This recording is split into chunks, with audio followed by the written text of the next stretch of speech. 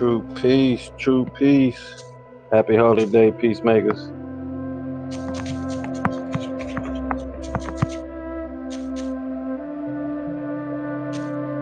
Welcome to Branch Temple number 24 of the Moorish Science Temple of America. We are a global branch temple of the Moorish Science Temple of America, where we teach our people their nationality and their divine creed that they may learn to love instead of hate.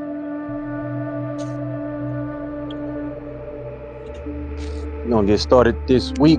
Happy Holy Day. Hope everyone's enjoying their Friday and they enjoyed their last 2 Fridays. Had emergency the week before, 2 weeks ago, so we didn't go live. And then a week after that, I ended up spraining my ankle, so I wasn't able to go live for us.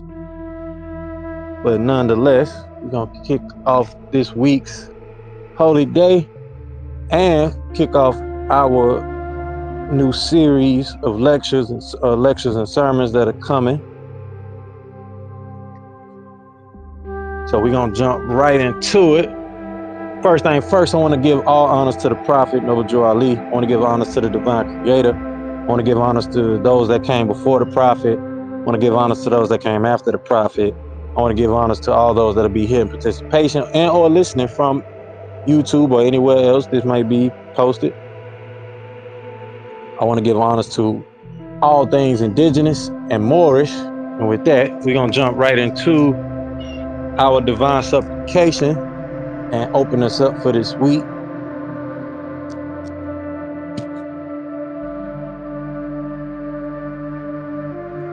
As I said, I hope you all are enjoying your Friday.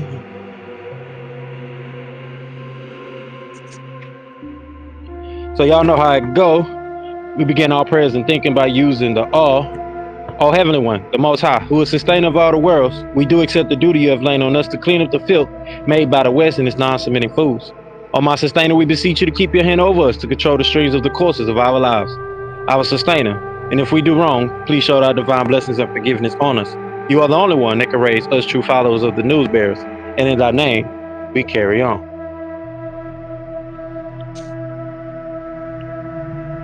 Right, y'all, so we're going to move on to our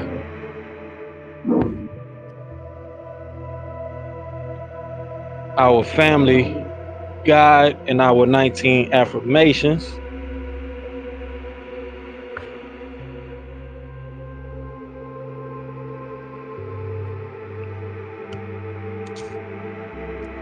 These are affirmations that you should be reading with your family here every week.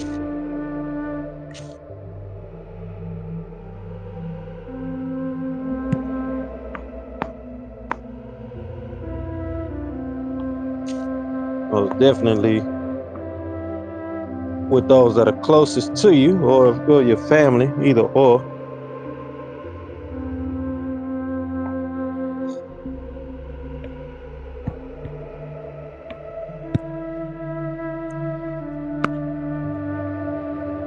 We're going to open up with our 19 affirmations.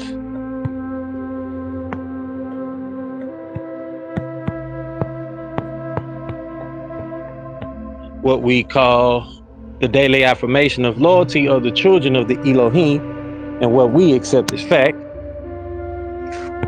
And as they state, we accept as fact the eternal laws of nature as revealed through science, past events, logic, and common sense, revealed as right knowledge, wisdom, and understanding. We accept as fact the highest laws of nature is the cooperation and harmony of all living things. We accept as fact our way of life as a means to the best end. We accept as fact that loyalty is the greatest of all honors and treason is the worst of all crimes. We accept as fact that what is good for the Holy Tabernacle is the highest virtue, and what is bad for the Holy Tabernacle is the ultimate evil. We accept as fact that the Holy Tabernacle is the finest and noblest organization for all humanity, created by circumstances, and the ancient and mystic order of Melchizedek is the noblest of fraternities on and above this planet. We accept as fact that creativity, love, and cooperation are the essence of success. We accept as fact truth and facts are always and has always been the originator and creator of all success. We accept as fact that all worldwide cultures and civilizations came about from the ancient Sumerians and Kamite Egyptians and the Anunnaki, or Elohims from the heavens without which there would be none. We accept this fact that for the Holy Tabernacle to survive, expand, and advance, we need, first of all, a revolution of values and thoughts which must start within each person by being truthful with themselves and about themselves. Therefore, we completely and categorically reject all myths, fictions, religions, and lies that have not been proven. That would include your heavens, your hells, your hellfire and brimstones, your horn and pitchfork devils, your winged angels, and your old man God character sitting on a throne up there somewhere. We deal strictly with facts. If you can't prove it, we don't want to hear it. That doesn't mean we won't listen to you. Just don't expect us to accept your beliefs by virtue of a title such as Reverend, Pastor, Deacon, Imam, Sheik, Rabbi, Minister, Theologian, etc. That is your sensationalism, and we deal with just the facts. We accept this fact that the only true revolution is a war of good against evil, right against wrong, fairness against unfairness, loyalty against disloyalty, sincerity against insincerity, honesty against dishonesty.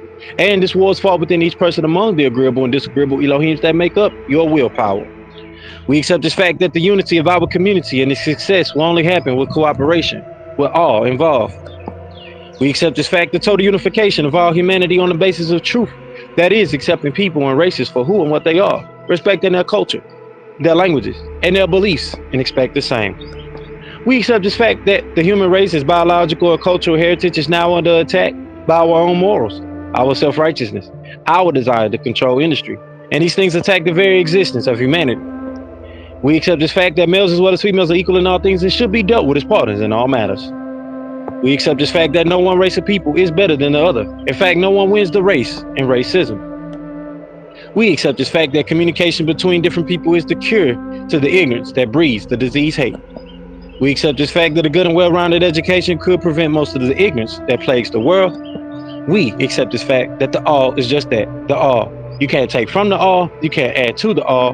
We are all within the all as one. That is our concept of what you call a deity. To the fulfillment of these facts, we children of the Elohim forever pledge our lives, our sacred honor, and our spiritual zeal. All right, y'all is on.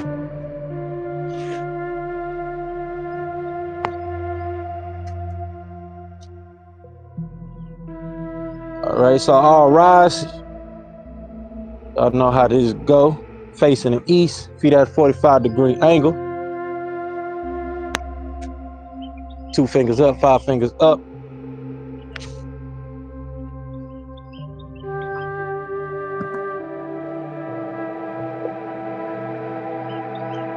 Allah, the Father of the universe, the Father of love, truth, peace, freedom, and justice. Allah is my protector, my guide, and my salvation, by night and by day, through his holy prophet, Drew Ali. Amen.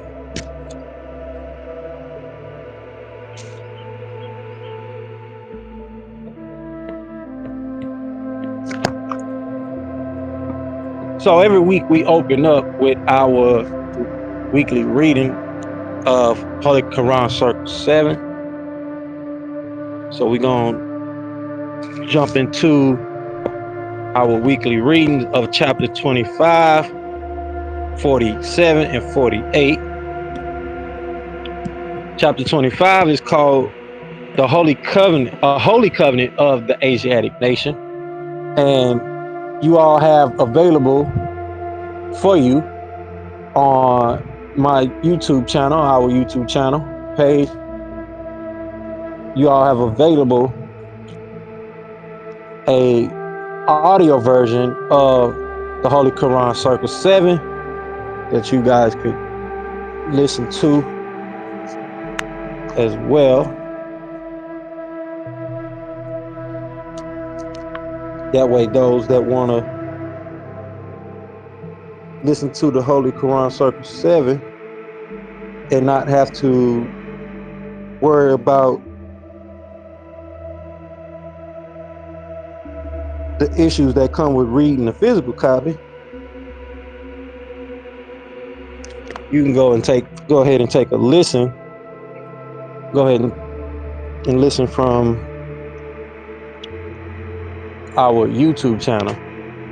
So we're going to jump right in to chapter 25, and as it reads, ye are the children of one father, provided for by his care, and the breast of one mother had given you suck.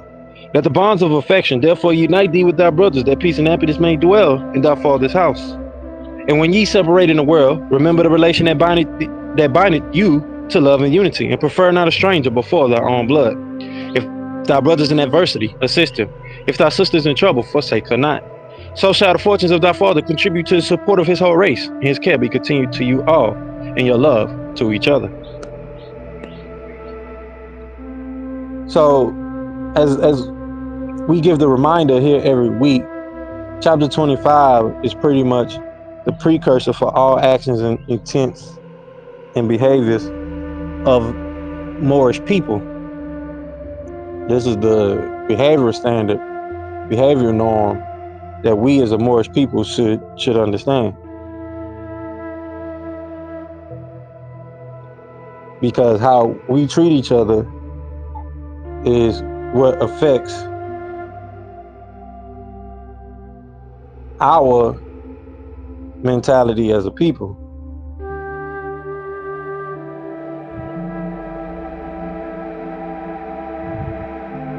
It affects our behavior as a people.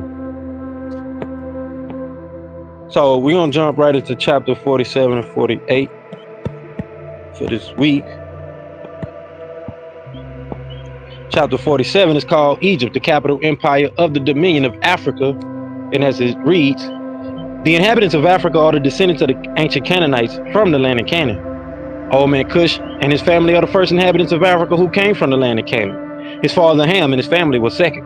Then came the word Ethiopia, which means the demarcation line of the dominion of Amexem, the first true and divine name of Africa. The dividing of the land between the father and the son, the dominion of Cush, northeast and southeast Africa, and northwest and southwest was his father's dominion of Africa. In later years, many of their brethren from Asia and the Holy Lands joined them.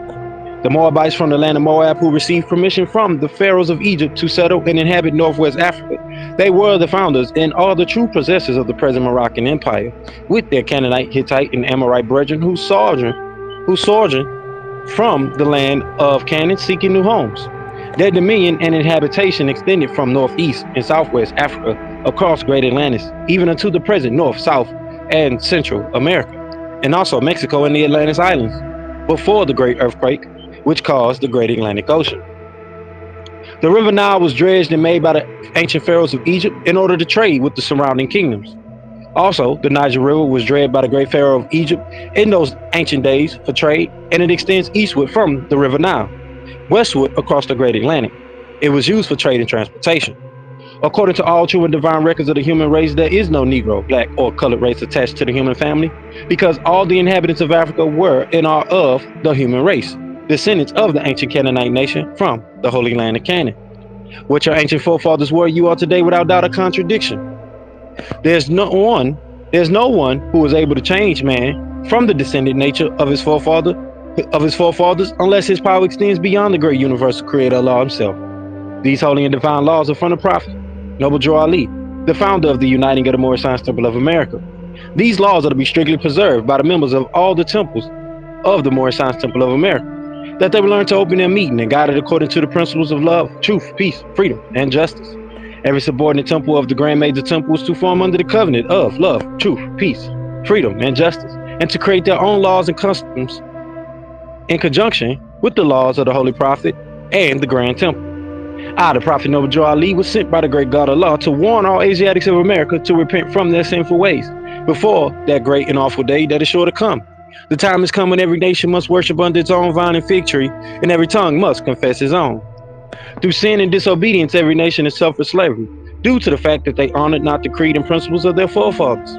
That is why nationality of the Moors was taken away from them in 1774, and the word Negro, black, and colored was given to the Asiatics of America who were of Moorish descent, because they honored not the principles of their mother and father, and strayed after the gods of Europe, of whom they knew nothing. True peace. So the prophet really gave us a summarized version of the records, the sacred records of our story.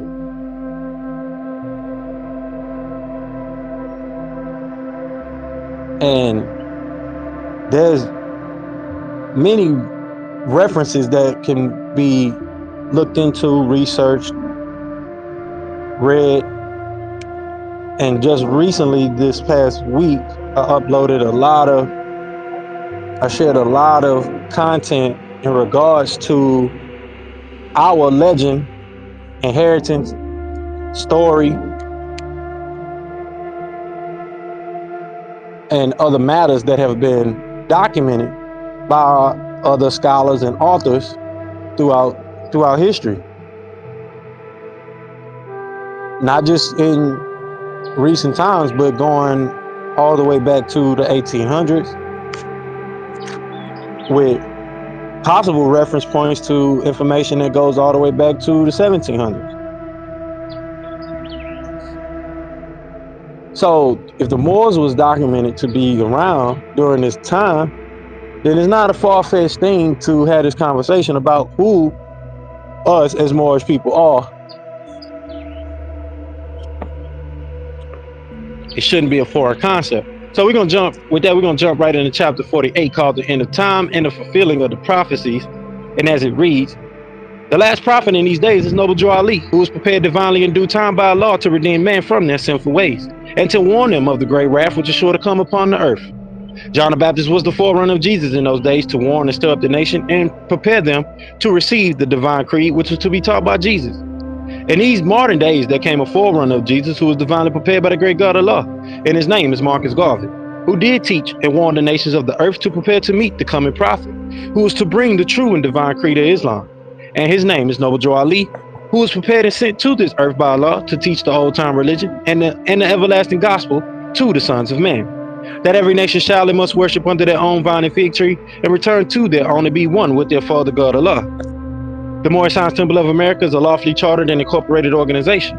Any subordinate temple that desires to receive a charter, the Prophet has them to issue to every state throughout the United States, etc., that the world may hear and know the truth, that among the descendants of Africa, there's still much wisdom to be learned in these days for the redemption of the sons of man, under love, truth, peace, freedom, and justice. We as a clean and pure nation, descending from the inhabitants of Africa, do not desire to amalgamate or marry into the families of the pale-skinned nations of Europe, neither serve the gods of their religion, because our forefathers are the true and divine founders of the first religious creed for the redemption and salvation of mankind on earth. Therefore, we are returning the church and Christianity back to the European nations, as it was prepared by their forefathers for their earthly salvation, while we, the Moorish Americans, are returning to Islam, which was founded by our forefathers for our earthly and divine salvation. The covenant of the great God Allah, honor thy father and thy mother, that thy days may be longer upon the earth land, which the Lord thy God Allah had given thee. Come, all ye Asiatics of America, and hear the truth about your nationality and birthrights, because you're not Negroes. Learn of your forefathers' ancient and divine creed, that you will learn to love instead of hate. We're trying to uplift fallen humanity. Come and link yourself with the family of nations. We honor all true and divine prophets. Islam. So this week we will be kicking off setting the record straight.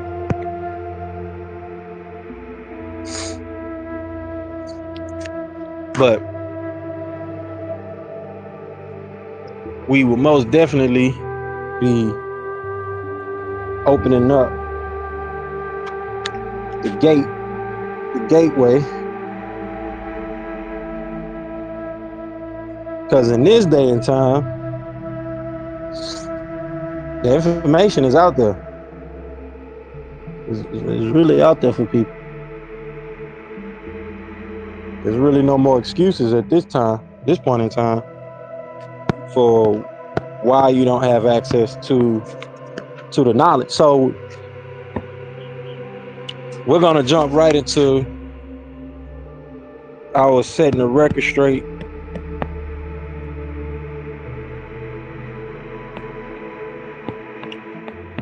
series, because we here to let the knowledge be known and make our people aware. So we're gonna go over our information given to us by the master teacher, Dr. Malachi Yoel. We're gonna do some fact checking. Of course, we're gonna drop some references that you can look into the things that we're talking about, the things that we're discussing. Right? And as we say all the time, don't believe me, check it out. You don't got to believe a word that we are saying, a word of what we're talking about. Don't believe us. Go check it out and look into these things for yourself.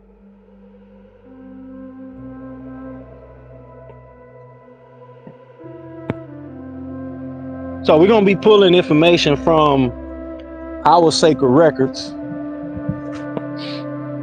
and it's just a piece of our sacred records that we refer to as setting the record straight.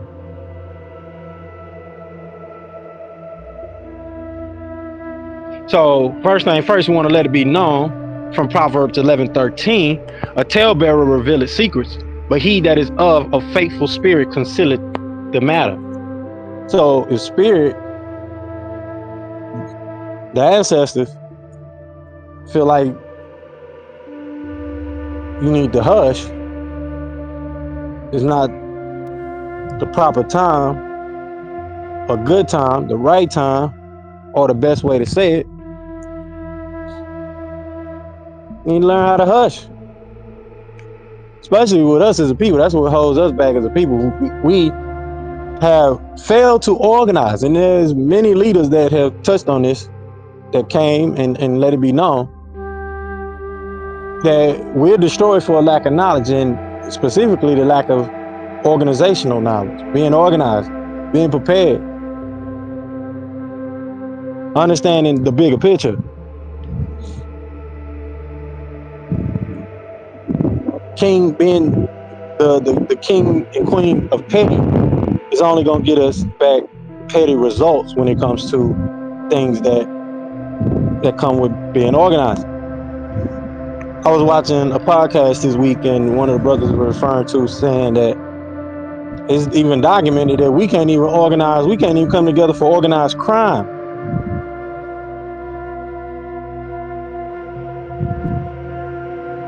We can't even come together for organized crime. Barely even do that. But we as a people are worth trillions of dollars.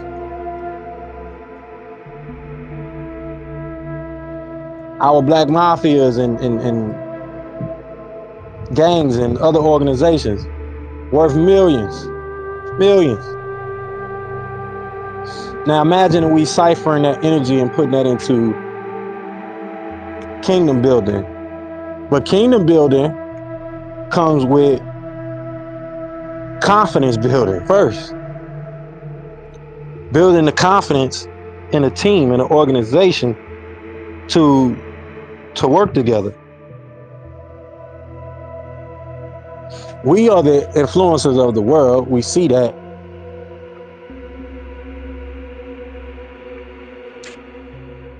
But it has been dictated what we are allowed to influence with and be of influence for.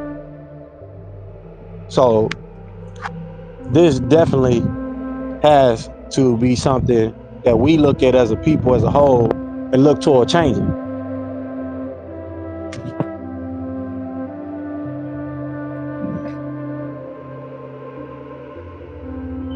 So whenever any form of government becomes destructive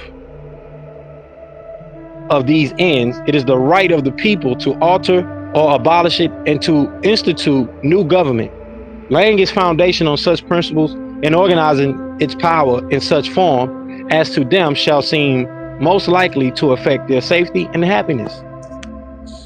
So there's an international law on revolutions and rebellions and things like that, similar to what happened with the Trump situation.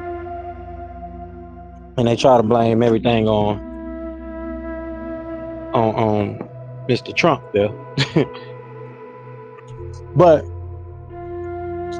we know, as history and the records have shown us, and it shown itself clearly, that we have a bicameral government, bipartisan. You have people that play both sides. You have that outside of politics. So, of course, why not have it in politics, especially the way politics functions? Oh, why not have it there? Of course, you're gonna have it in politics. So that shouldn't be such a strange thing to really grasp. But for some people, it really is. It really is hard to grasp that they fight in the public, but behind closed doors, behind the scenes, BTS, they shaking hands and kissing each other's babies. So, as I stated, we're gonna dive into the information that's coming from our sacred records, and we're gonna start to really set the record straight, do our portion, and getting the message and the word out there to set the record straight. Touch on some things that you all could refer back to as you listen to these sermons and the information that is in them.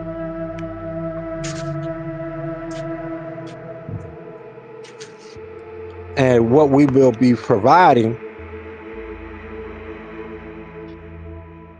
as we speculate, discuss, and commune around these points and principles, which will lead us into the holy tablets and getting into the holy tablets here next.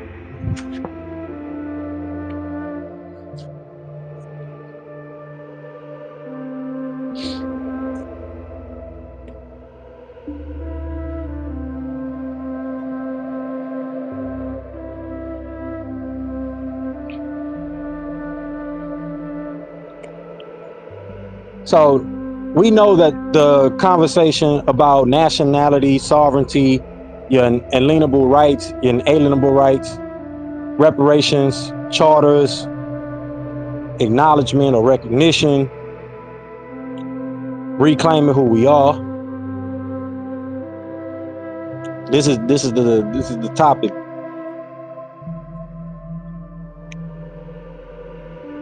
or the thought in the back of our people's head, especially.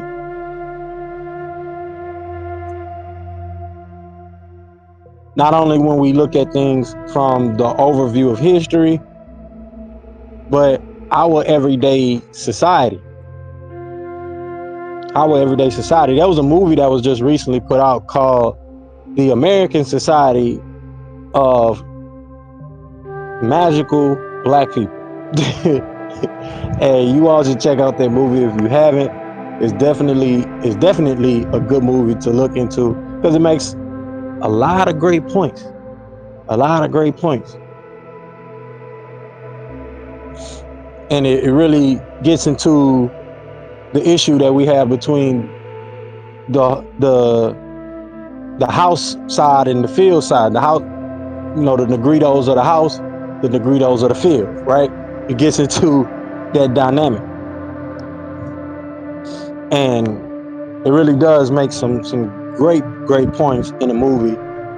And the actor, I'm not sure exactly what his name is, but I've seen him in other films, and he really plays that role, that cool, calm, collected role real well. So that's something you all should check into, especially as we go through this series and the things that will come up. Might be sensitive to some, might be a topic that a lot of people are definitely passionate about and want to talk about, want to hear about, and want to catch our perspective on it, so they can add that to their mental library.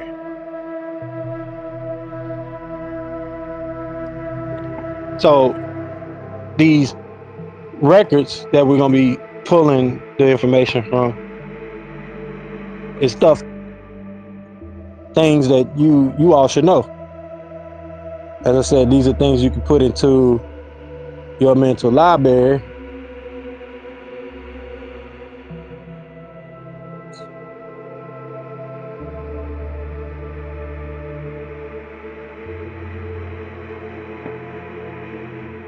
So with that, we're gonna jump right on in.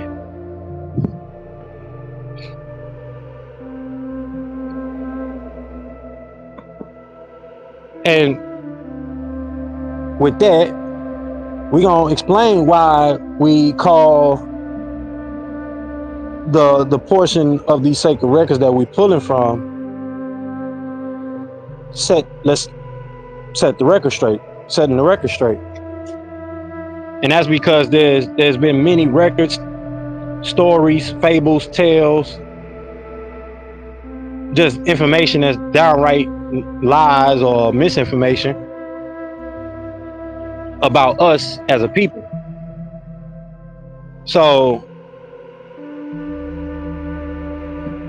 this is to counteract that, debunk the myths, give you the source knowledge, the origin, our story, our information behind that, as opposed to what they call his story. And most people refer to his story when we're talking about most people refer to it as his story when we're talking about history. But nonetheless, for a semantic purpose, we're still talking about history, but it's our story.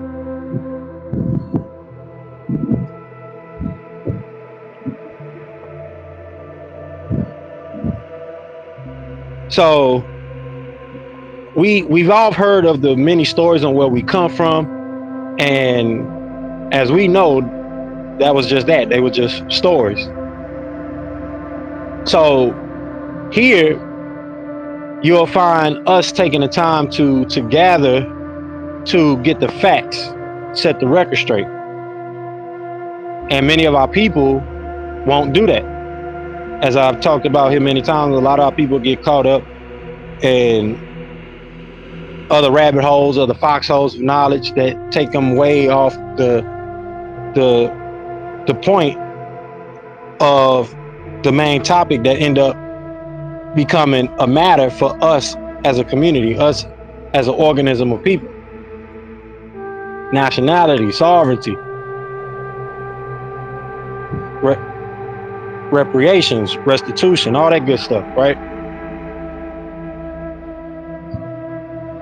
And we have many of our leaders, male and female, that touch on these subjects, and we go by every name and tribal term, association that you could think of, whether it's African, Muslim, Asiatic, Aboriginals, Saracens, Kemites, Moabites, Moors, Negroes, Afro-Americans, Nubians, Yorubians, Nigerians, Spades, Coloreds, Ethiopians, Rastafarians, Black Jews, Israelites, Tribe of Shabazz, Nation Islam, Ansars, Native Americans, American Indian, West Indians, 5%ers, Hispanics, Latin American, Christians, Jehovah's Witnesses, even Seventh-day Adventists, Freemasons, Haggerins, Elks, Shriners, Ashantes, Igbos,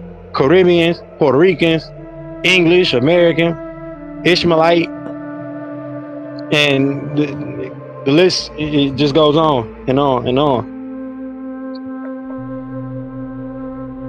But when we begin to investigate each of the names and investigate the leaders and the knowledge of the language of the groups that most of these people say they belong to, you'll find charlatans, you'll find hypocrites, you find people that are just faking it. Not faking it till you make, not faithing it, but faking it till they make it. Or just being phonies. And then you have the fanatic thing that's going on too, as well, in that circle. Not just with the religious fanatics, you have information fanatics, knowledge fanatics. And they become starstruck by the next YouTube guru or the next guy that's popular on YouTube.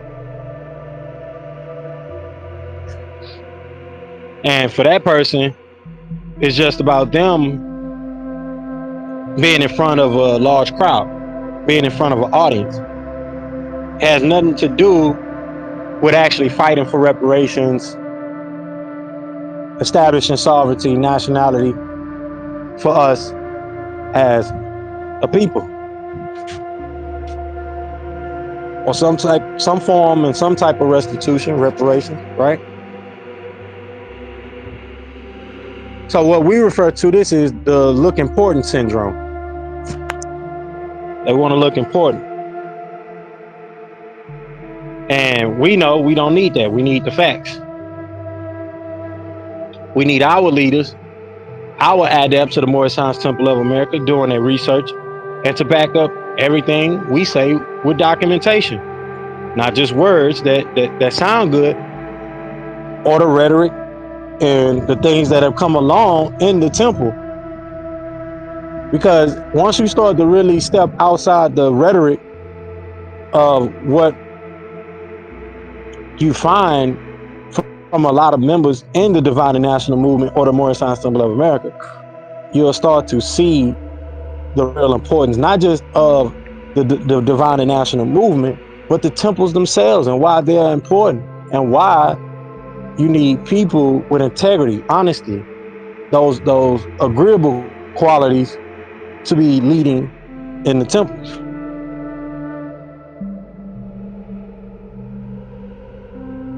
So we should be making our leaders produce documents, especially our adepts, making our adepts produce documents, improve them.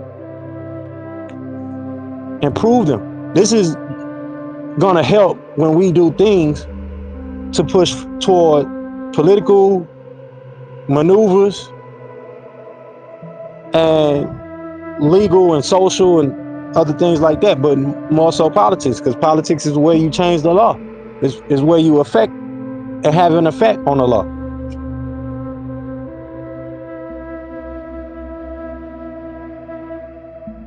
So we want to have proof. If someone tells us they're from the tribe of Shabazz, we're going to make them prove it with ancient documents, pictures, slabs, tablets, carvings, engravings, records, documents, scriptures, etc. Create the link of understanding.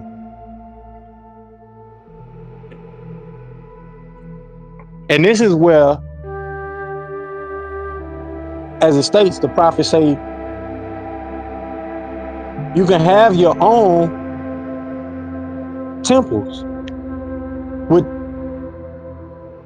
the laws and its own customs.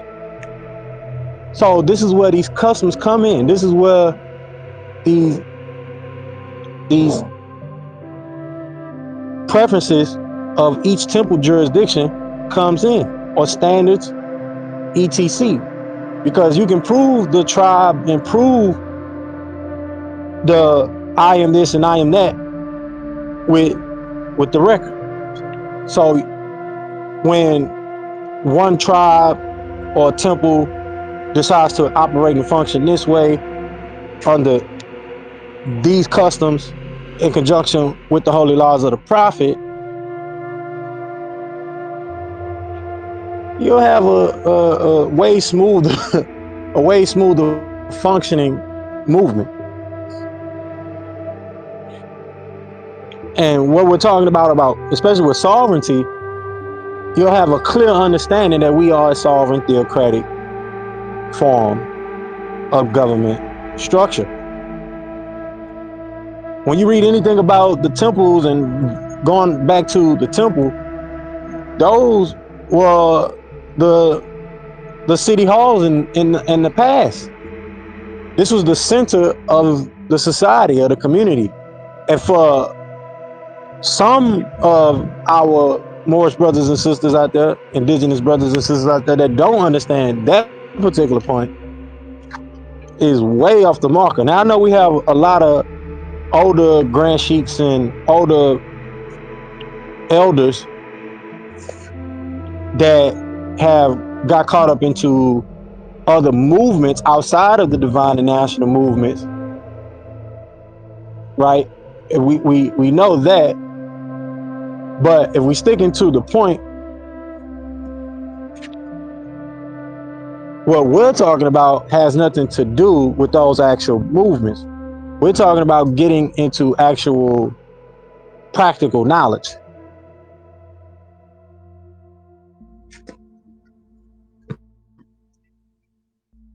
And when you look at things from that standpoint,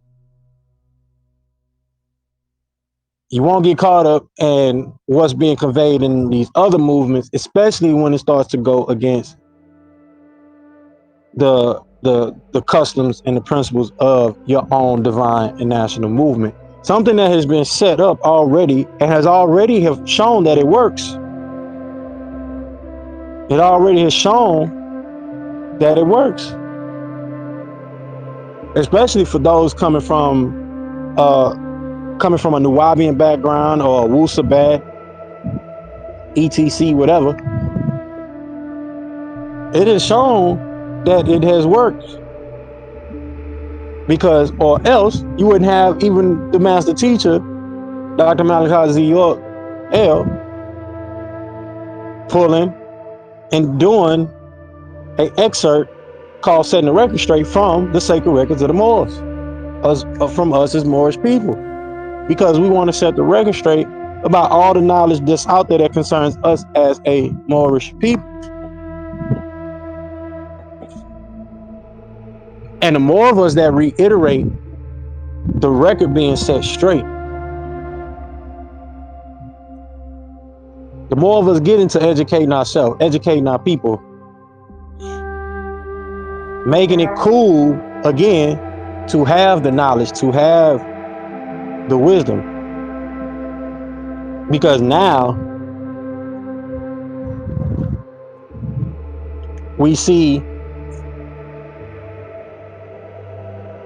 that it's going to be a rare thing to have that capacity for that, to be even spiritually inclined and have access to your ancestral information, what we refer to as the Akashic records for the most part.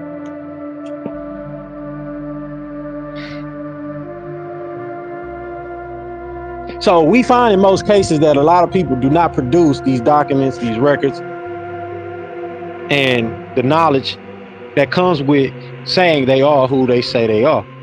So as we continue to go through setting the record straight,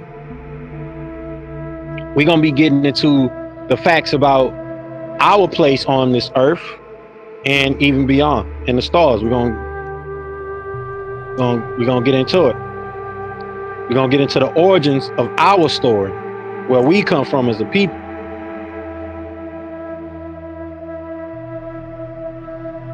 And what we are still to this day.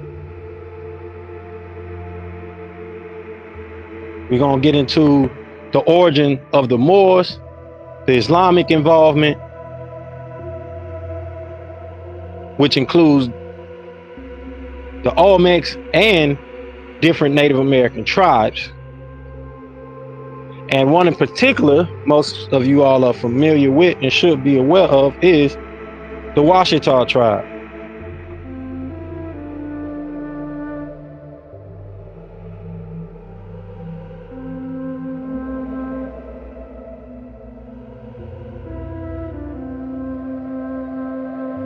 And I state this portion here all the time in the temple. Don't believe me? Go check it out. Go back and listen to our previous sermons and holy days. They're available on YouTube. You should have the link inside the chat here on Telegram.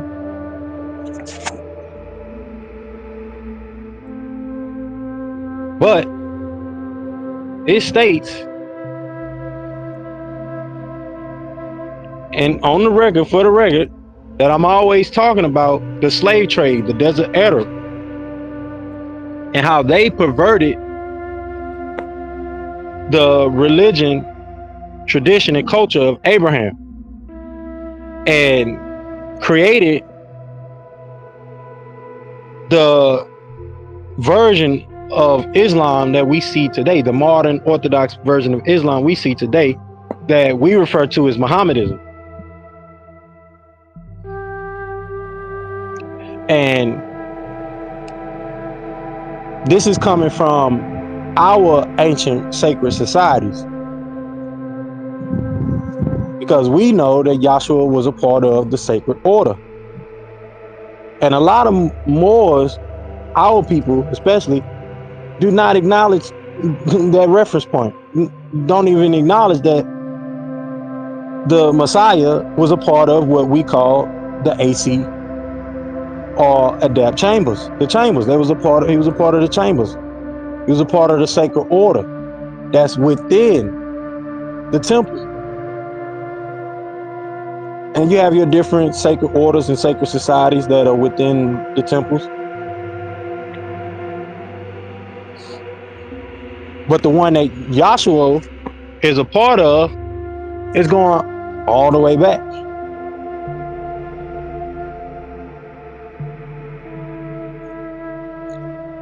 to an order that's outside of this planet. It's just more of a celestial order.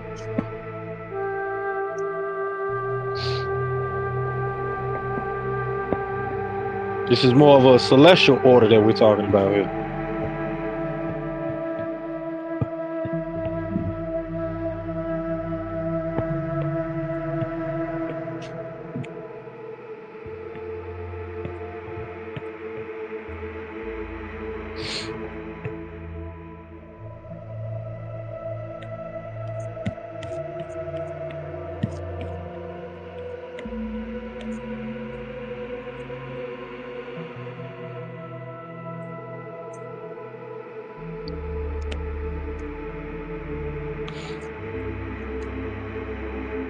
Therefore, a lot of us that are aware of this knowledge in this day and time, we're familiar with the descendants of Ben York or Old York, as some know him as Yusuf bin Ali, who was a Malian Moor,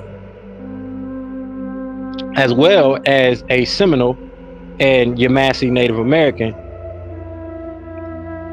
He was a mound builder, and he was also affiliated with the Washita.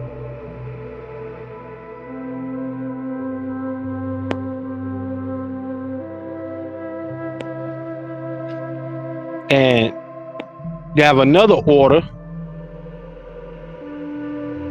within those tribes, and this is why the tribal thing gets real political, gets real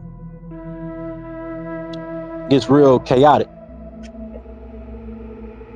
because the lack of actually understanding the knowledge that came with the tribal orders.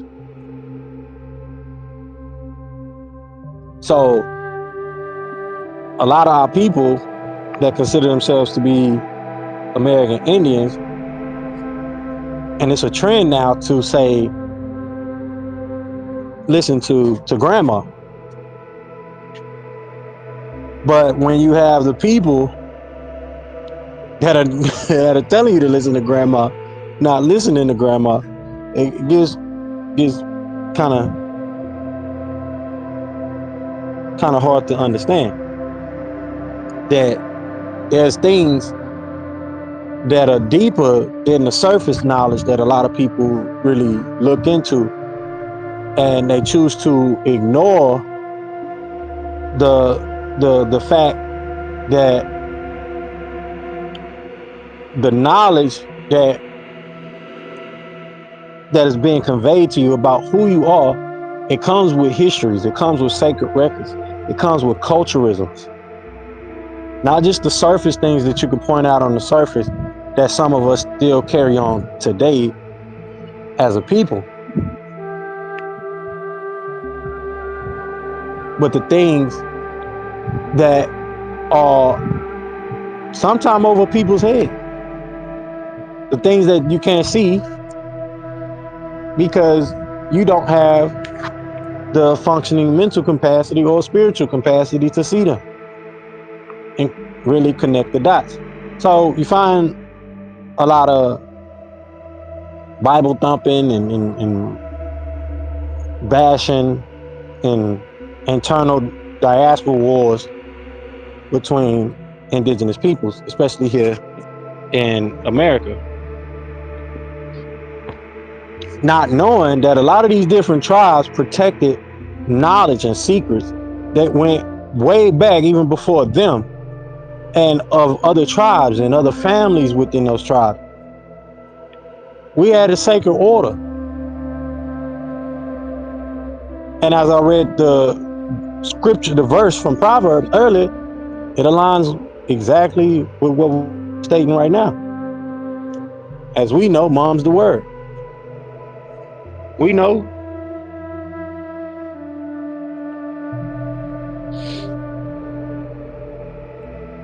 we just wasn't one-sided where the man was in control of everything. The man. We know this. Things connected back to the divine mother, the divine masculine, and the divine feminine. We had a language that links us and culture that links us back to us being Moors, us being Nubians or Nuwabians, as the Nuwabians say. Ancient Egyptians, Tamarans,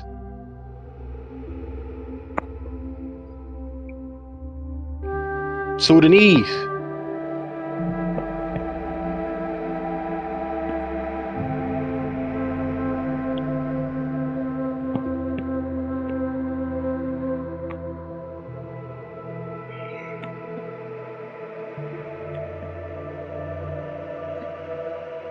So when we make that link, we'll be able to see how all these things connect, or either, i.e., the same.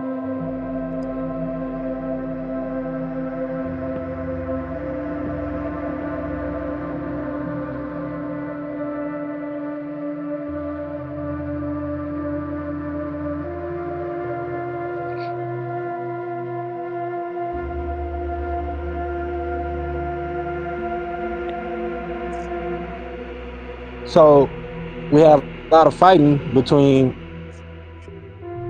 what we call the FBAs, excuse me, foundational Black Americans, and those of the diaspora and Africans, not knowing that some people's history go back to the 1400s, 1300s, 1200s, 1100s, and then possibly to another country, a part of, or another part of the dominion of our empire.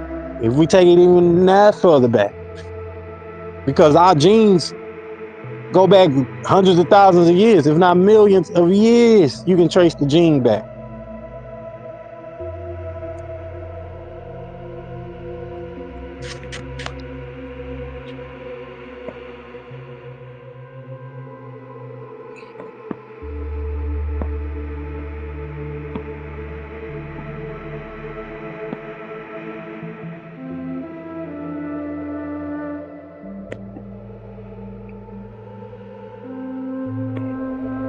So for us, as the Native Americans, the indigenous Americans here in America, on this side of the world, this side of the planet, we have a great importance establishing our standing as Native Americans,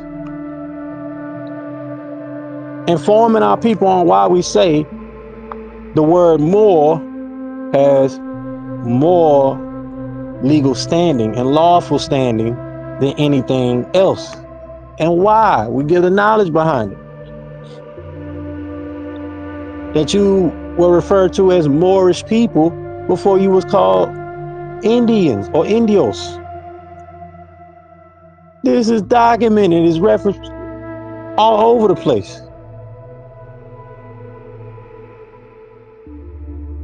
It's in books from the 1800s, the 1700s.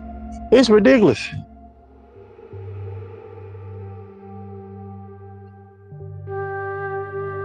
It's crazy. all the knowledge that's out there and available to us, and we won't take advantage of looking into this.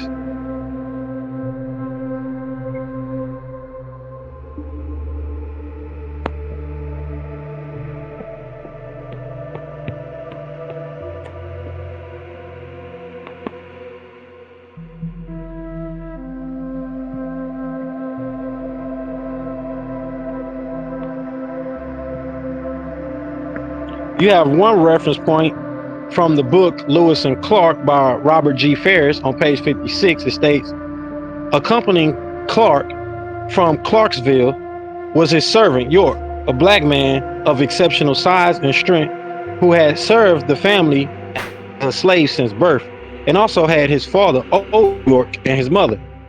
So they have available to them reference points from other scholars, other authors, acknowledging that these people that we're referring to exist. Montezuma, etc., had a Moorish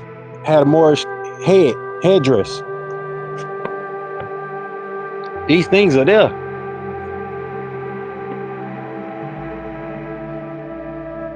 Like I said, a lot of you all should be familiar with Ben York.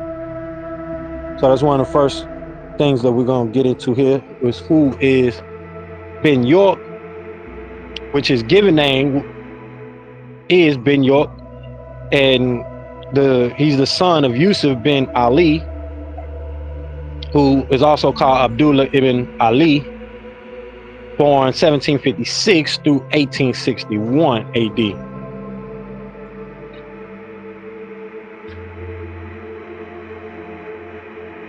And his mother is a Washoe woman named Wada Salim Idris, also known as Rose, and she is the daughter of Sharufa Salim Idris of the Idrisid dynasty, and they also were Moorish Malians. So notice it says Moorish Malians. So that means we are Moorish Americans. That means you can be Moorish Manchurian.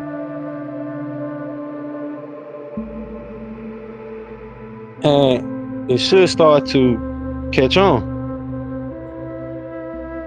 what we're saying with that.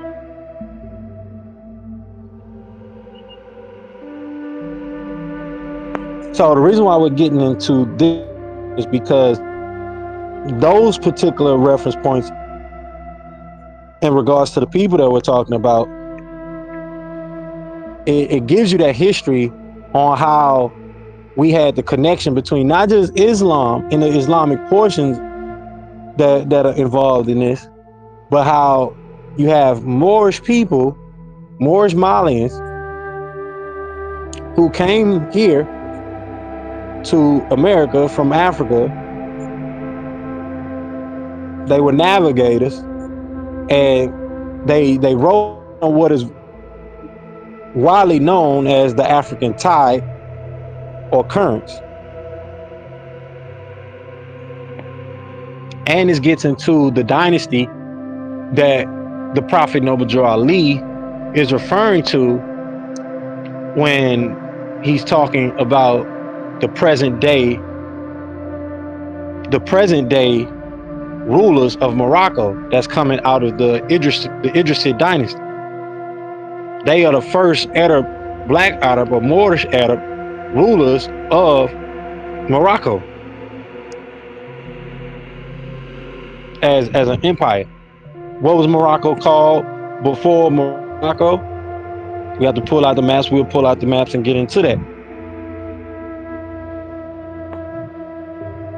But these are the type of things that we're going to be talking about and the information that we're going to be conveying. But it has to be done with the right knowledge, the right wisdom, for the right understanding.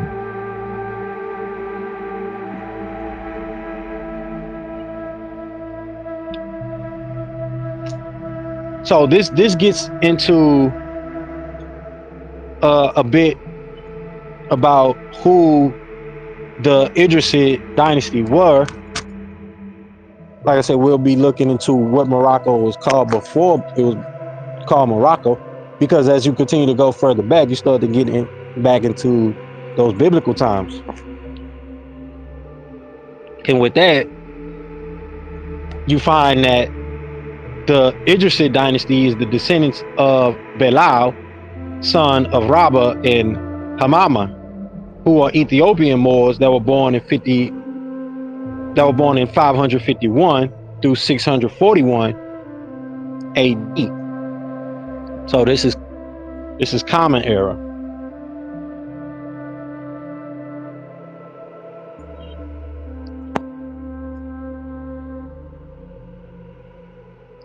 And this Bilal that we're talking about, he was of the Hebrew branch of Shriners. So he was a Essene. He was of the Hebrew Essenic branch of Shriners, who was responsible for passing the scepter of rulership or caliphaship from Israel to Ishmael, giving Prophet Muhammad, Mustafa Muhammad Al-Amin, his link to those ancient Shriner orders and splits.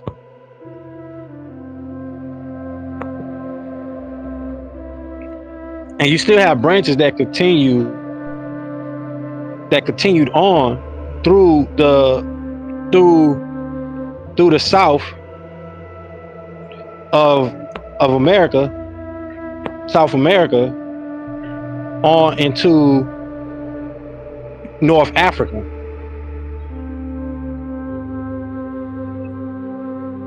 What they called they was doing this by traveling what they called the North Equatorial Current, or as I stated, the African Current.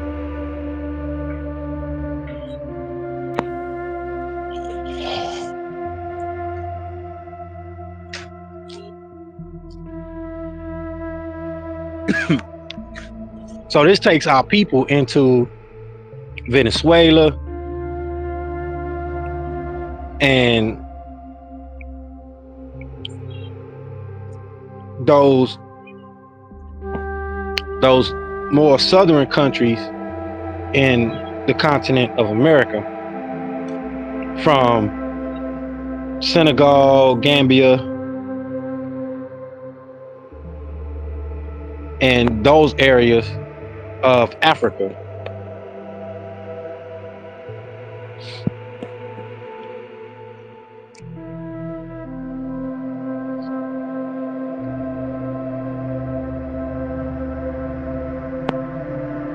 So when we look at what the prophet was talking about, that dominion, this is getting into the details right here of what the prophet was talking about, because the Malian Empire, it had a border that went all the way to the Atlantic coast or the Atlantic Sea.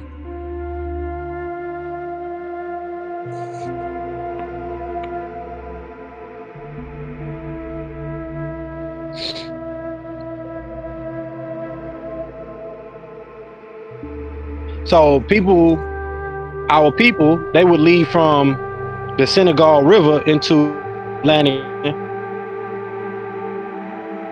to travel back and forth. And this was done during the Idrisid days, going even all the way back to ancient Egypt, which they have artifacts for as well. And the Idrisid dynasty were ruling during a time where a very familiar entity of African history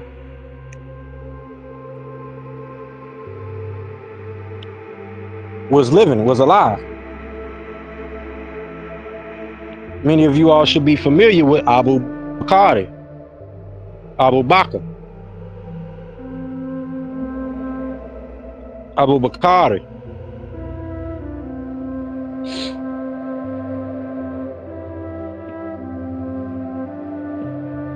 and his brother Mansa Kankan Musa, or Mansa Musa,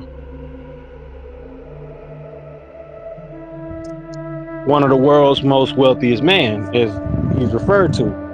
And people should know.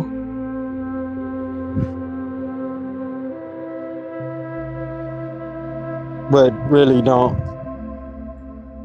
look into it. or have no acknowledgement of this,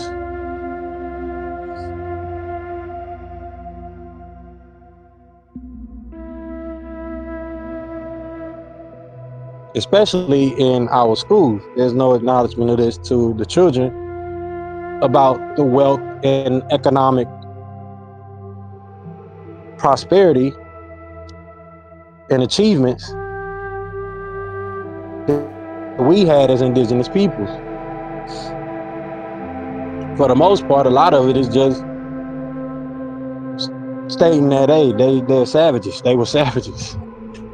For the most part of what you see seen through a lot of these schools. Now, I can't say that all schools in America that way, because there are schools even outside of America that are considered to be more racially segregated, that actually gives you knowledge about us as indigenous peoples.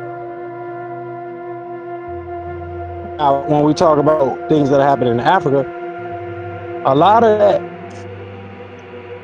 lacks, a lot of education lacks there.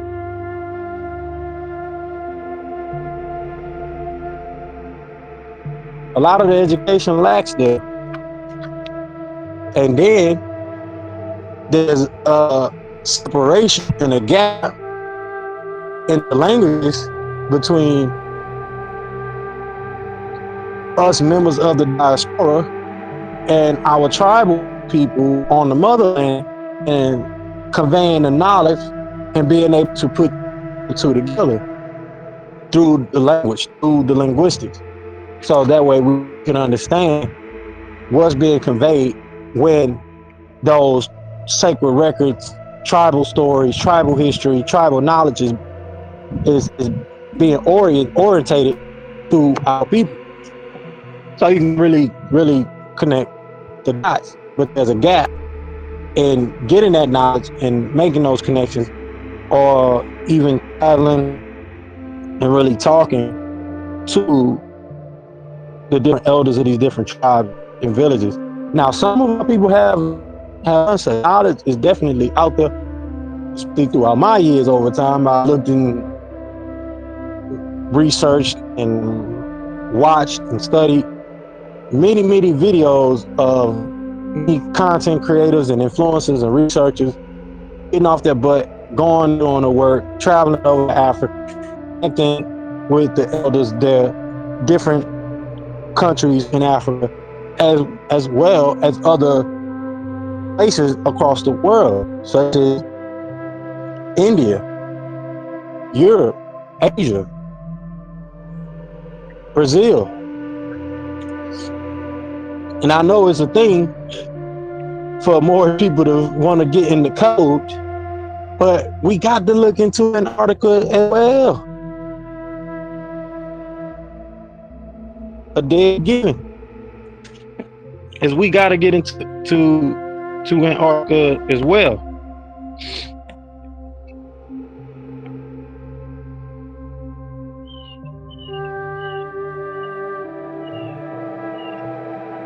So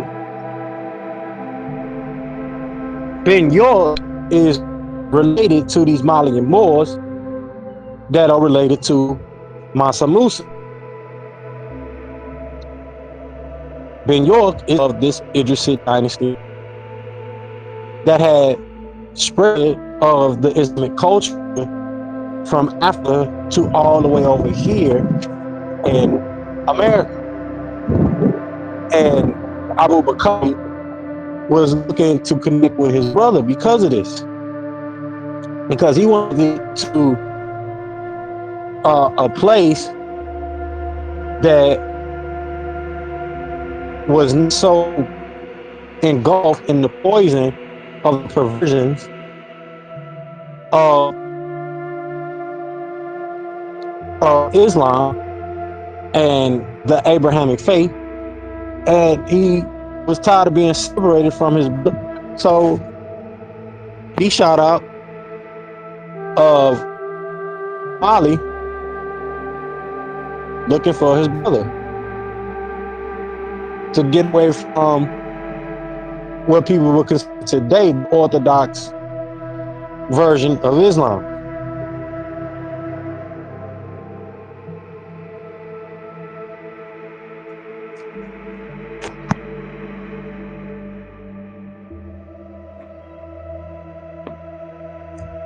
And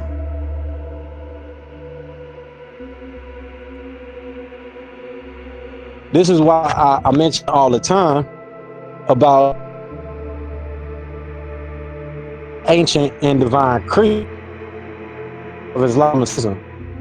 We keep Islam alive in our hearts, the pristine, pure version, understanding and knowledge and wisdom of Islam, which is of the Mohammedan, of the Abrahamic faith, not Mohammedanism. It's not the Mohammedanism perversions. This goes all the way back to Prophet Abraham and the knowledge that was passed to Prophet Abraham from the Torah on down. And those sacred records that they understood as the Chaldean, as the Sumerians and ancient Mesopotamians.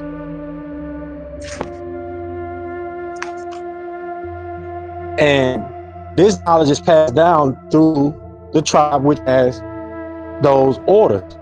One of the orders or brotherhoods is called the Saids or Sharifs, nobles. Said, Said in Arabic. You have a Said family, a Sidi family, even in India.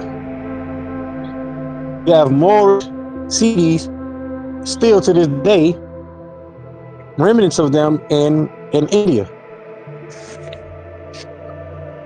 But term Sharifs, you get the word sheriff today. So we are your original sheriffs. We are the original protectors of our communities, our neighborhoods. We are the noble people, a noble family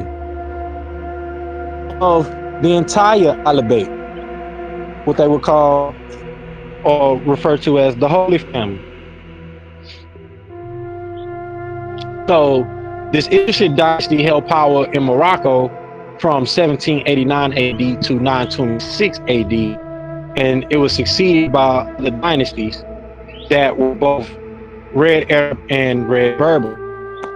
So these were mixed Arabs and mixed brothers and sisters of the Berber era. The area they refer to as Berberland, or the land of the Berbers.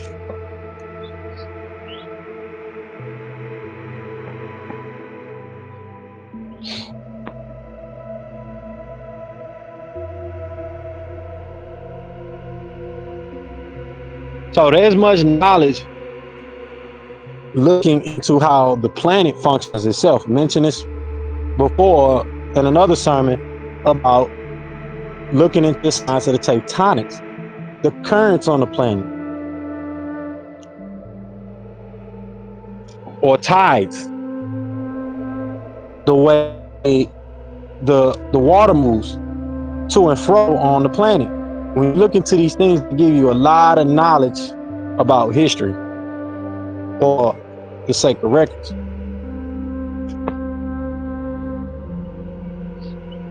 So this gets into the things we were just mentioning just a second ago.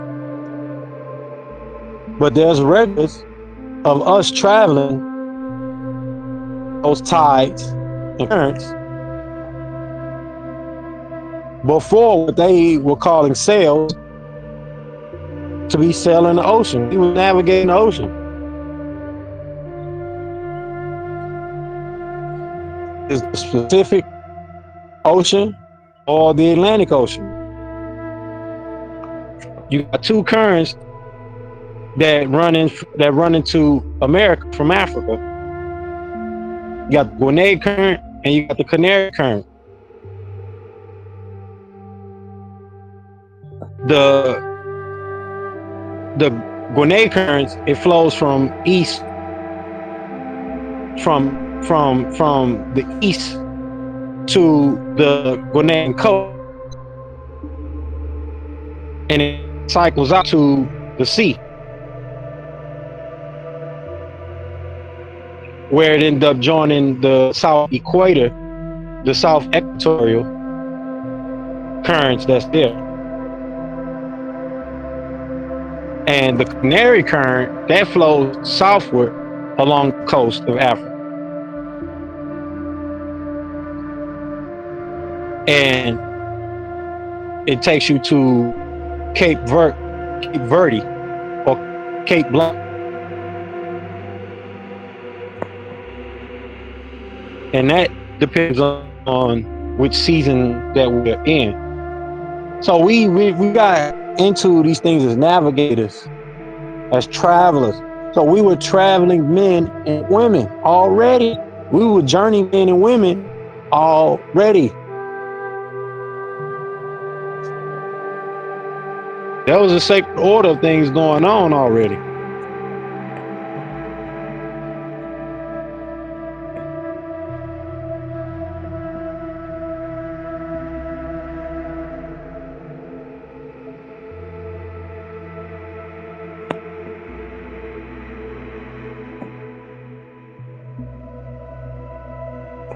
There was a sacred order of things going on already. So when it comes to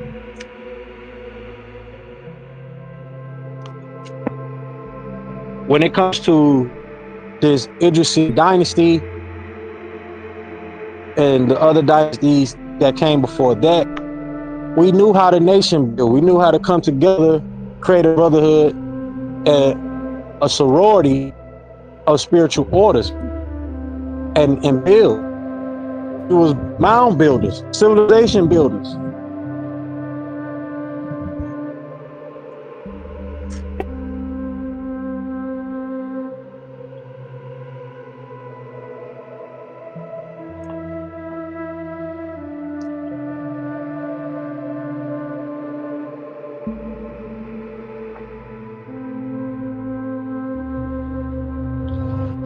So, as it already stated, the Idrisi dynasty, they are the descendant of these ancient Malians.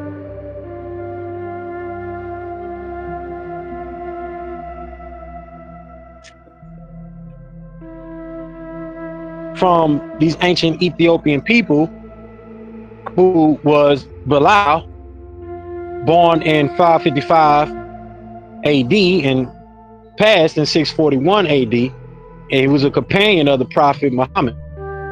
He also had a copy of the original Qur'an, was handwritten in the Moroccan script, which we call Maghrib.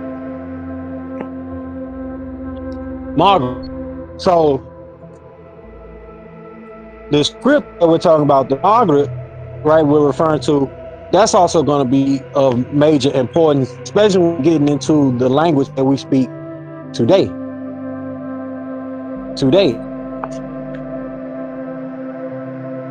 And this was done to preserve the original handwritten copy coming from the Prophet himself. So Bilal ended up moving to Morocco after the Prophet passed in 632 AD. So he left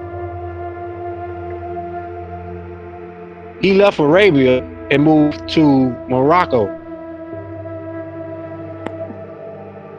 And after that happened, you had those that were trying to replace the original family of the Prophet Muhammad seek after and pretty much trying to assassinate Bilal and his family. and they really want to get their hands on the copy. But nonetheless, he went to Morocco. He went to Morocco, and you had another person that had a copy of the the original Quran as well, which was the son-in-law and cousin of the Prophet. And he went another direction to what they call Kufa, ancient Kufa, and this is where you get the language of Kufic. And that's a mixture between Kufic or Arabic and Farsi, which is more the Persian, getting into that Persian Hindu script. So they both took their Qurans, went in separate directions, so that they can preserve the message that was channeled down to Prophet Muhammad. So Bilal, he settled in Morocco with his family, preserved his copy, and this is the copy that York had. He had his handwritten copy from Bilal that he brought to America, which he later on passed down to his son. And this is how we're getting access now to a lot of the things that have been talked about and mentioned throughout the past 150 years.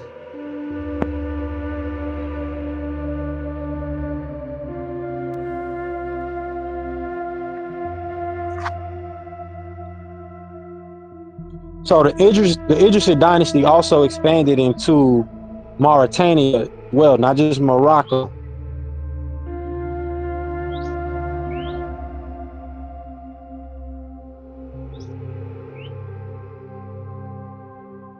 And they were there before your most recent invasions by the Senegalese and the Dogon Malians, which is a tribe of Mali. And the Dogons have been around for a very long time as well. So this is a spat happening between those that were more into the traditional way, and then those that were into more of the ways, the spiritual ways of the ancestors.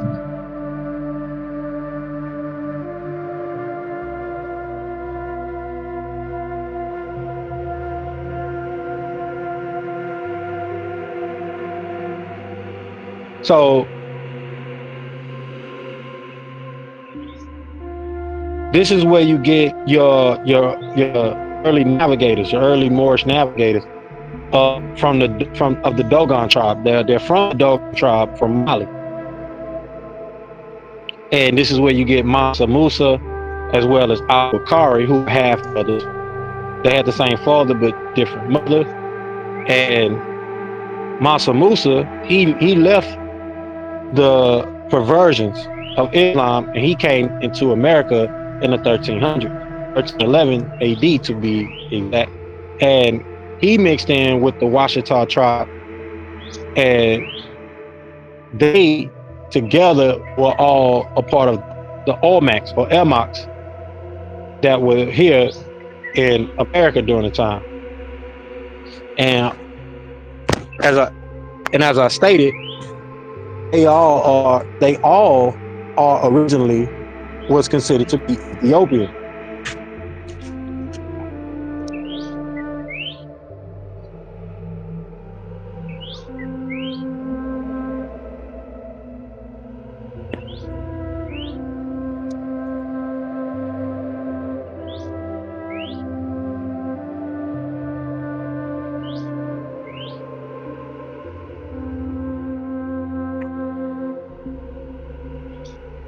They were originally Ethiopians.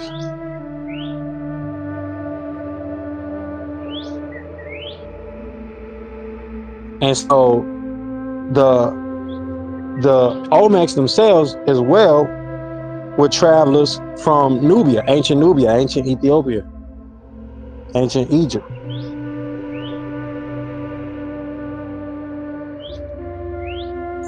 And before that tying into the vine, you have those Olmecs, you have those Nubians who are also still considered Olmecs that walk to and fro back and forth between America and Africa, South America, as well as North America, back and forth.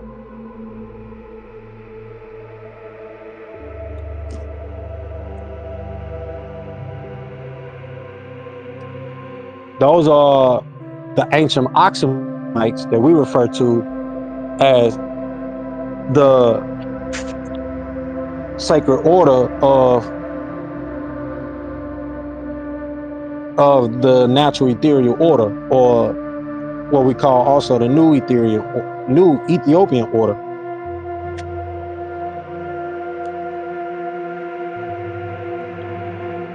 Because it's far time that we understood that we are global people, and we'll get into that as we continue to go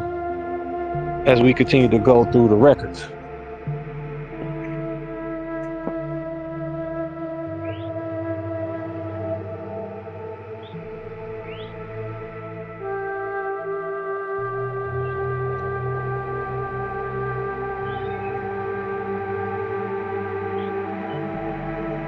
So when Abu Bakari got here, there was already people here on the American shores when he got here, and he's coming from Mali, Africa, from Mali. This is hundreds of years, and 100 years before the discovery of the so-called discovery of Columbus. This is 100 years before that. So those ancestors, those Oxamites, those Atlanians, those Atlanteans, is who we're referring to, that was already here, walking from America to Africa, from Africa to America.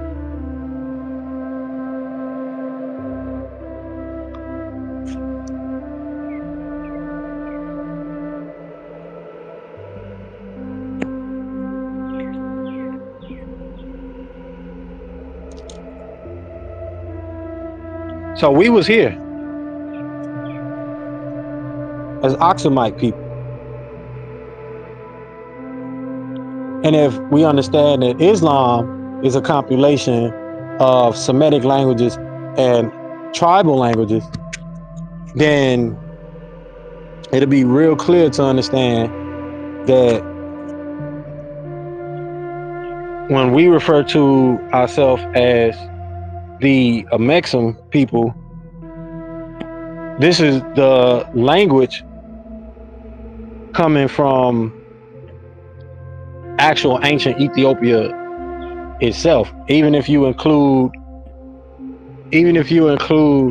Atlan, which came out of Arabic and ancient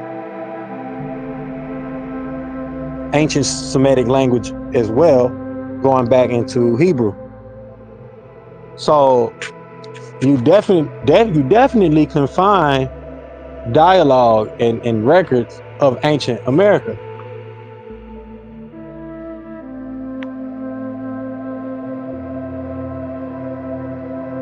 In the Bible, in ancient scriptures, in ancient history.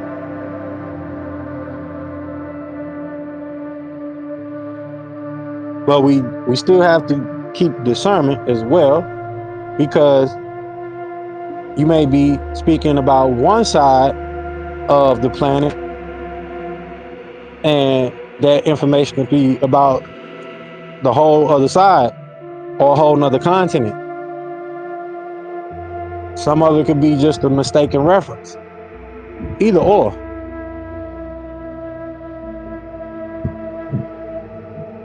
So this is why time frames in history is also important, because we definitely cannot be trying to place the Prophet Muhammad Al-Amin into the time frame of Osiris and Amun-Ra. I don't know how people let things like that pass by, but hey,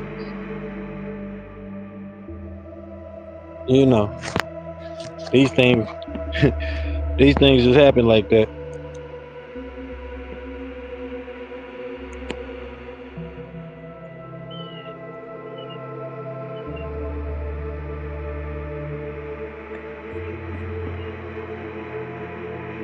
So next week we're gonna get into who are the Olmecs, where they came from, and why were the Nubans,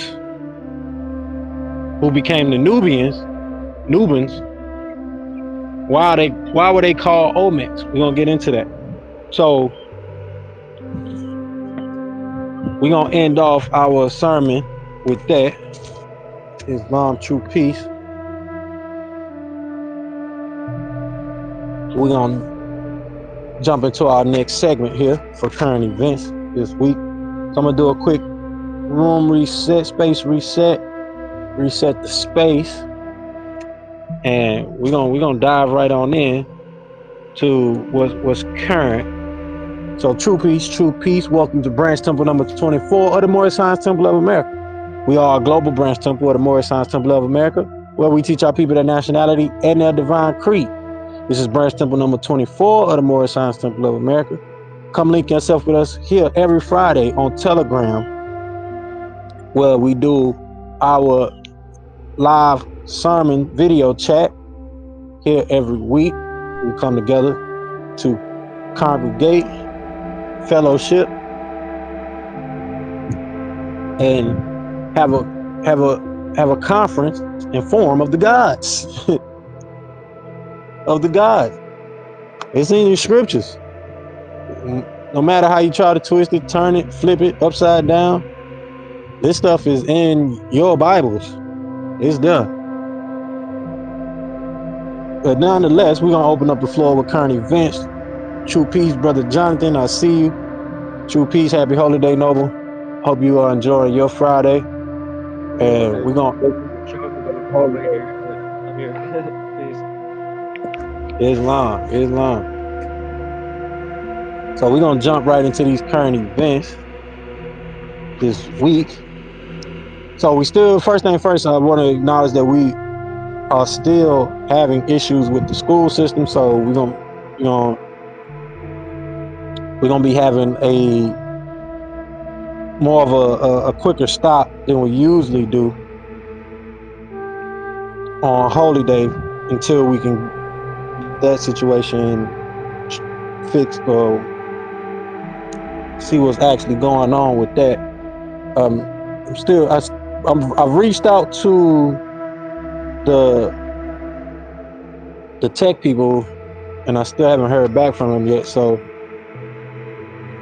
trying to be patient. That's not really a good sign, but I'm definitely trying to be patient. We put a lot of years and work into that particular platform to build our school on. I will still use it, but I'm definitely going to be patient for their response, and we're gonna keep reaching out. But I do also want to acknowledge as well the website that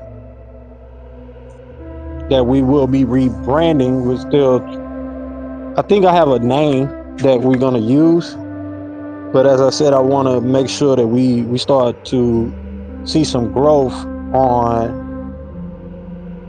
our different social media pages, starting out particularly with YouTube, and then we get that website back in action, get that website back fired up, as well as the shift between Patreon and the new website, and how we're going to do the membership function. We have memberships available on YouTube as well.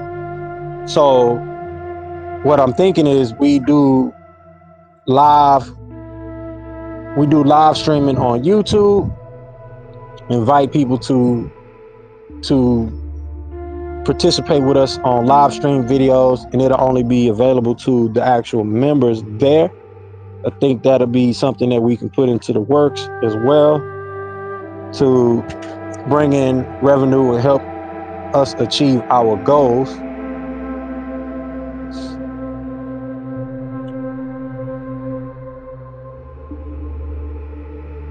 And other than that, the last past 2 weeks, as I mentioned earlier, the first week I was having a emergency, and then the second week I ended up spraining my ankle, so that caused me not to be available for Holy Day last week either. But this week my ankle is kind of back up to par. It ain't too bad, the pain now. It's way more healed than it was last week. I was limping around like a crazy man. But nonetheless, we back in action. We'll be here doing our regular. So I want to go ahead and get into it. Any current news, any current events, anything like that is happening around the world, around your community that we want to touch on. Let's get into it. And after that, we'll be moving into our weekly reading of El's Holy Qur'an.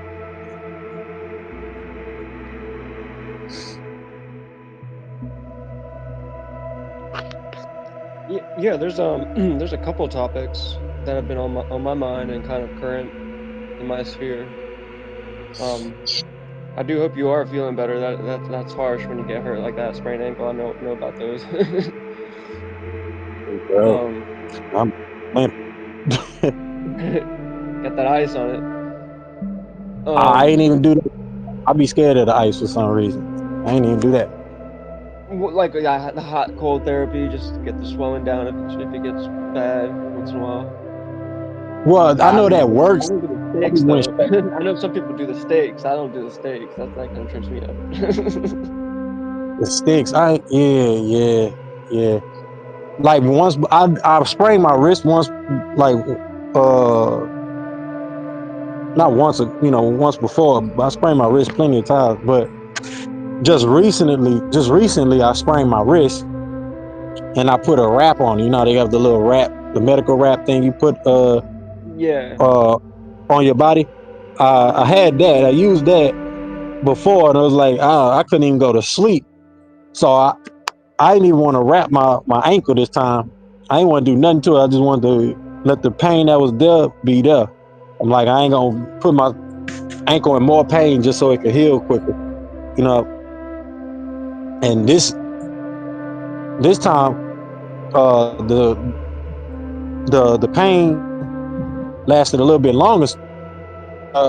Initially, I rolled my ankles. I thought I only rolled it, but I ended up actually spraining my ankle because when you roll your ankle, for the most part, for most people, the pain go away in like a day or two.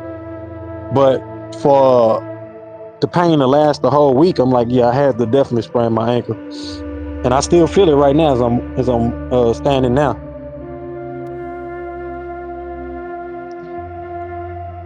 But you said you had some things you wanted to. Go ahead. Go ahead and mute out.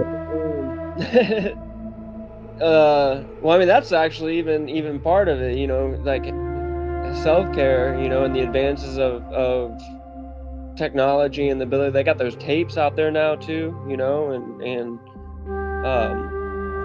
like for bones being dislocated, and they have like those skin tape that you can use, and a lot of this stuff is still kind of orchestrated by whether it's private businesses or like medical companies, and I know that there's organizations that have been interwoven, interconnected, you know, with the insurance agencies and the different companies, and that's been something that I've been communicating with my father about. You know, like I've been talking about a peer-to-peer kind of paying it forwards online as bloggers, and he's been, you know, saying, well, there's already a paying it forwards with the insurance companies, and you know, people can donate to charities, you know, if they want. You know, a lot of this stuff has become digital to where you can kind of, you know, make moves, and I've been saying that things getting spread thin because of that. And that also has been kind of in tune with the whole um, communications about solar and solar farming versus like solar panels being put on homes versus your coal and your oil industries, and then just talking about, you know, these advances create ripples in the economies at large based on, you know, we are a global community. I mean, there is hospitals around the world, but there is also that potential of hubris within the networks that we've created based on those the frameworks, you know, and the science or the seance that has been going on prior to the internet. And with the internet, with the cloud of things, and even people's ability to learn and retain information on a different kind of level, um, you know, I think there's sparks going off. There's a lot of friction, and I think that's, you know, it gets back to the whole school system and why, you know, a school system based online, or how to integrate a school system or transition a school system, you know, or transition the way we learn without losing the foundations of a framework for a backup system if, you know, the whole grade goes down or something, you know. I mean, yeah, that's just kind of been on my mind. Um, next to even maintenance and the whole um, Baltimore deal, and the bridge. That was a freaky thing that happened. Whether that was for insurance or not, too. I mean, that bridge was getting old. That was built in the 70s. True piece. True peace. I'm glad you brought that up. Yeah, because that, and even the school thing, because like we having an issue right now with that, right? And that shouldn't be something that we are dealing with as a people, because we should be in control of our own servers and our own websites, things like that, right? Funded by our own movement. And I've been developing it for 10 years. So, you know, that is something. But the main thing I want to touch on is the mentioning of what happened in Baltimore, right? And you have all these things going on with Puff Daddy and all this stuff through the internet, right? And the election, most of this stuff is being ignored. What happened in Baltimore, and our divine minister, Brother Kenneth L, he sent out some prayers for the people in, you know, in that area, in that DMV area, Baltimore area. But that is something that is real key, especially the insurance part on, you know, on what happened in Baltimore. And a lot of these TV shows are TV shows and movies are really hinting, you know, at these type of contingency things. The recent TV show I was just watching called Fallout from I think it's Netflix. I'm not sure if it's on Netflix or Amazon Prime, but it just recently came out. It's called Fallout, and they're literally on the show talking about how they could profit off of the end of the world.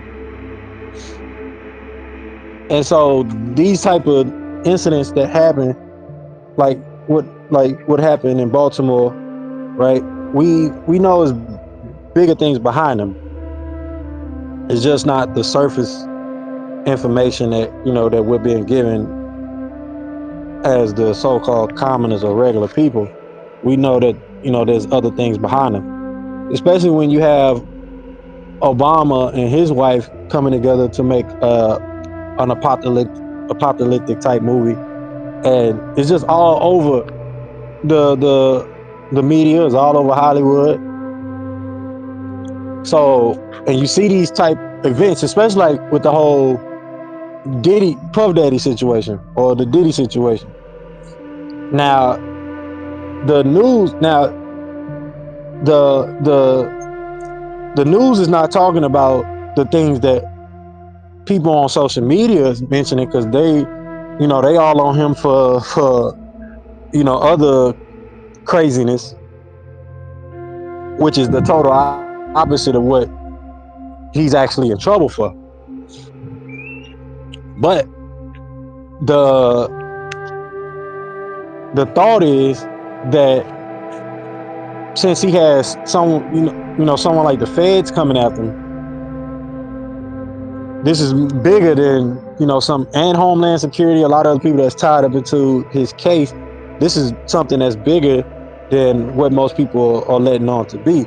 And you got to really have some real heinous criminal acts that's been done for the feds, the FBI to get involved, right? Homeland Security, that's dealing with border to border security and terrorism and things like that. So that gets into a whole nother line of things. But the factor is this: we know that Diddy, he runs with those powerful elites. He has some elite ball players in his network, elite financial players in his network, right? So we know that that also is a sign of things kind of being shaken on his heel. Because if you take a well-known individual, especially if you're looking at this like through the lens of just pure criminal, organized crime, organized criminals,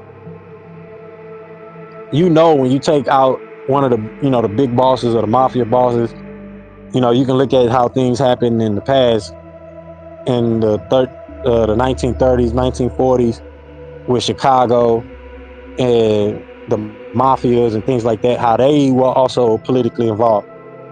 Diddy himself, very, very politically involved. These are billionaires that we're talking about, right? So they they have some, some major weight that they hold when it comes to these things. So if something start to really come out in the media like this, right? And you have people like Vince McMahon, who's not being talked about at all, his issues, and other people that was on that island, right? That most of us are aware of, that was on that island, are friends with those people. This is the stuff that's being pushed around the media, and not just uh, not just regular Joe Schmoes. These are people that have networked, talked with, hugged, and been around, hung out with Puff Daddy from all different backgrounds, all different parts of the country, that have met Diddy and been around Diddy and you know seen and witnessed the lifestyle that he participates in. Some on different levels than others. Some on different levels than others. But like I say, he holds weight in that space of those that are the so-called powers to be, or he would be a prominent tool of those so-called powers to be, if he's not considered one of those powers to be, right? You're right. And like usually I'd be looking at, people who are already out in the limelight are usually the ones who are the first to be, taking a fall and getting heat off of someone else behind the scenes.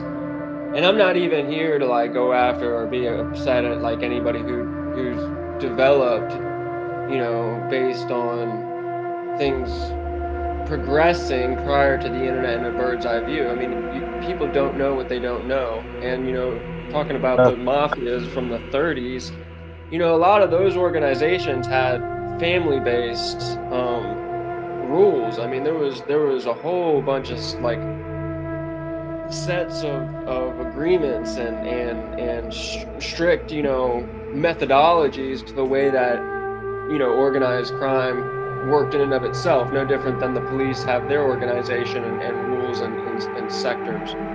And things have started degrading, once if you do your histories, things started degrading since the 80s. Drugs start getting in there, and people start disobeying the rules, and after a while it becomes, floodgates turn open and the whole thing falls apart on itself. So it's like, as Idris would say, we're at the at that solar cycle. We're at that time in that solar cycle where things are kind of seemingly going haywire. So I'm grateful to, have some true knowledge coming through with this world temple, and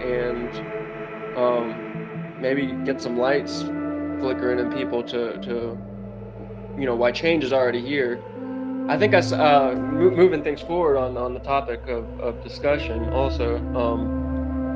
Mexico, like I saw something about China moving into Mexico and doing some type of purchasing in Mexico to maybe um, update things there, or be a bridge between, what's going on with the border.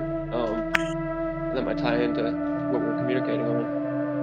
Yeah, they also are doing the same thing in Africa, and now that the door has been opened through the Chinese, they're trying to open the door for the Russians to do the same thing. And I'm not sure if you heard about what Putin did with revealing the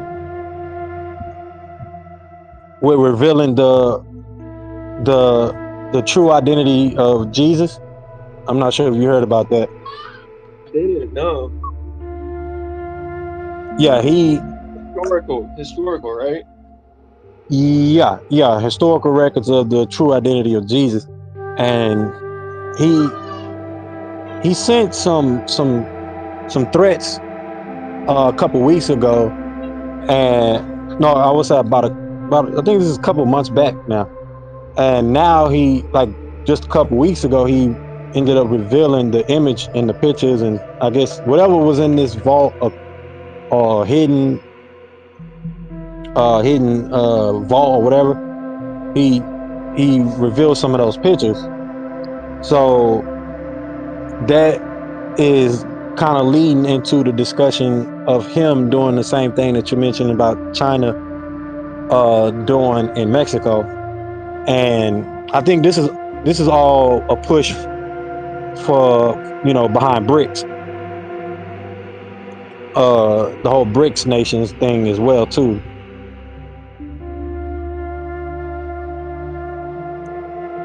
So I think that is, what is also taking place. But mentioning the solar thing, right? We just recently had an eclipse, so I didn't really participate in like I have in the previous eclipse, this one. But I can't say far as what people been talking about. I've seen it just yet. I don't know. I think I'm starting to get there because a couple months back, you had Cat Williams do his podcast. He was talking about, a lot of things gonna be revealed in 2024. But there's a lot of things that's been revealed even before the year 2024. I mean, especially for people like us who already been on that, that knowledge and research journey. But you know, hey, we never know what might happen to come in the next couple weeks on down.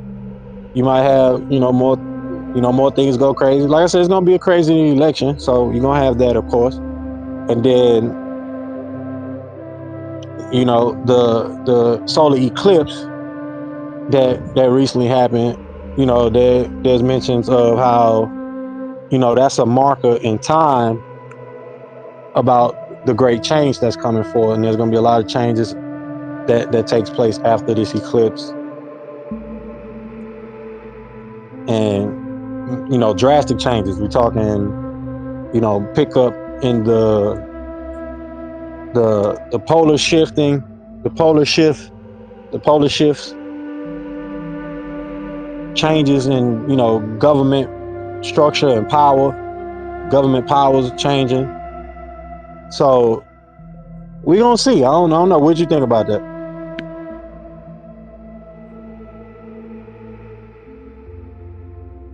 I mean, I've been big on the whole like diesel engines and hemp. I mean, if there's hemp capabilities, and that's been kind of under lockdown for a while. I'm big on, if there's 50,000 different uses you can make out of hemp, but we've already built a framework around that without it being in existence. I don't like the idea of, I've always thought of just, using weed or using the cannabis plant as a method for building solely and feeding people solely with that. You get a whole matrix kind of, in the movie where they're eating oatmeal and that's like their only meal. You can easily lose sight of why certain things were built the way they have built. But there is, I mean, we aren't in the future. The idea is, communicating here to build a future that prevents fascism, or prevents, the oligarch rule being the only way to go, type thing, but not neglecting the rulers and the work that has been done to orchestrate and to rule and to provide the even ability to even communicate about such things. And so like that's where like I look at the solar and even the scientific and the what is it, like I don't know the math, like I'm not like I don't know calculus or anything like that. I'm not one of those intelligent people. I'd like to still learn. I'm still open to learning about a lot of things here, but I'm just throwing ideas out, and like why certain things haven't been, like with entropic systems and the idea of absorbing energy from the sun versus using dead fossil fuels as a fuel source. And is that, should that be limited, and why, and how that is used. I know that a lot of the systems that have been used for battery and storage have, you know could be advanced through hemp, and the creation of more advanced forms of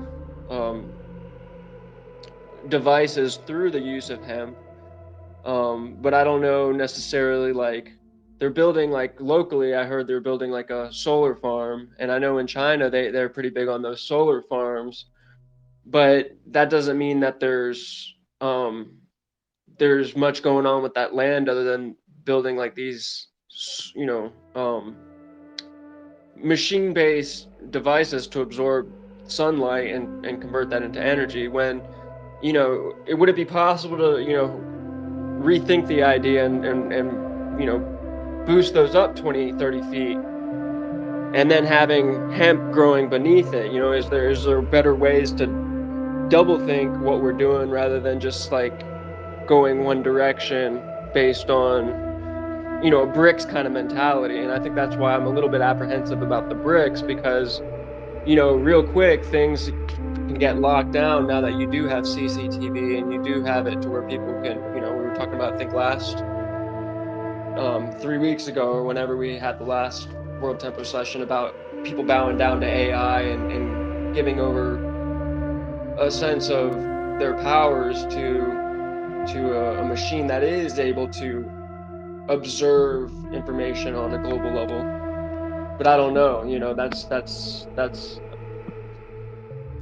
I'm communicating here based on whether it's consultation or just like things are a little bit late in the game for, like, I don't know where I'm fitting in myself, but I do know that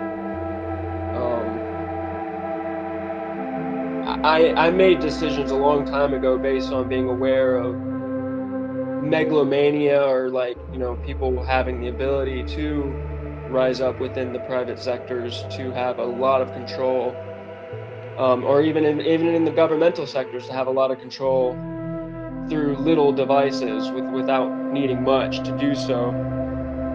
And yeah, so I mean, I've been big on, if people can have, you know, the solar ability on their homes, and things are migrated out like that, and then you have it to where the World Temple has an opposing kind of legal or lawful organization and educational system with the hemp, and they it's almost like you have to go through two different bands to be able to get a singular um, truth from that. Then maybe there's a potential to organize rather than it just being all under one group or another that can be taken over by one group or another, and that just keeps bubbling over into itself, and taking away maybe from the human spirit of the artist as being participants in it. You know, like just having solar farms and you pay your bills and you work certain jobs that I don't know. Yeah. Like, well, everything is still based on consumerism, and you know, we're feeding on ourselves with this vampiric economic structure that we have today. So I think Right. I really grasp your point on that, because like I said, the solar flare that just happened, is that the signal for the change that is coming? But like you said, there's a lot of discrepancies of things that we have to go through. And from what I can tell you, based on our views from branch temple number 24, is like the prophet said, come help me. you know he he called out to American citizens and all peoples across the world to help him uplift fallen humanity.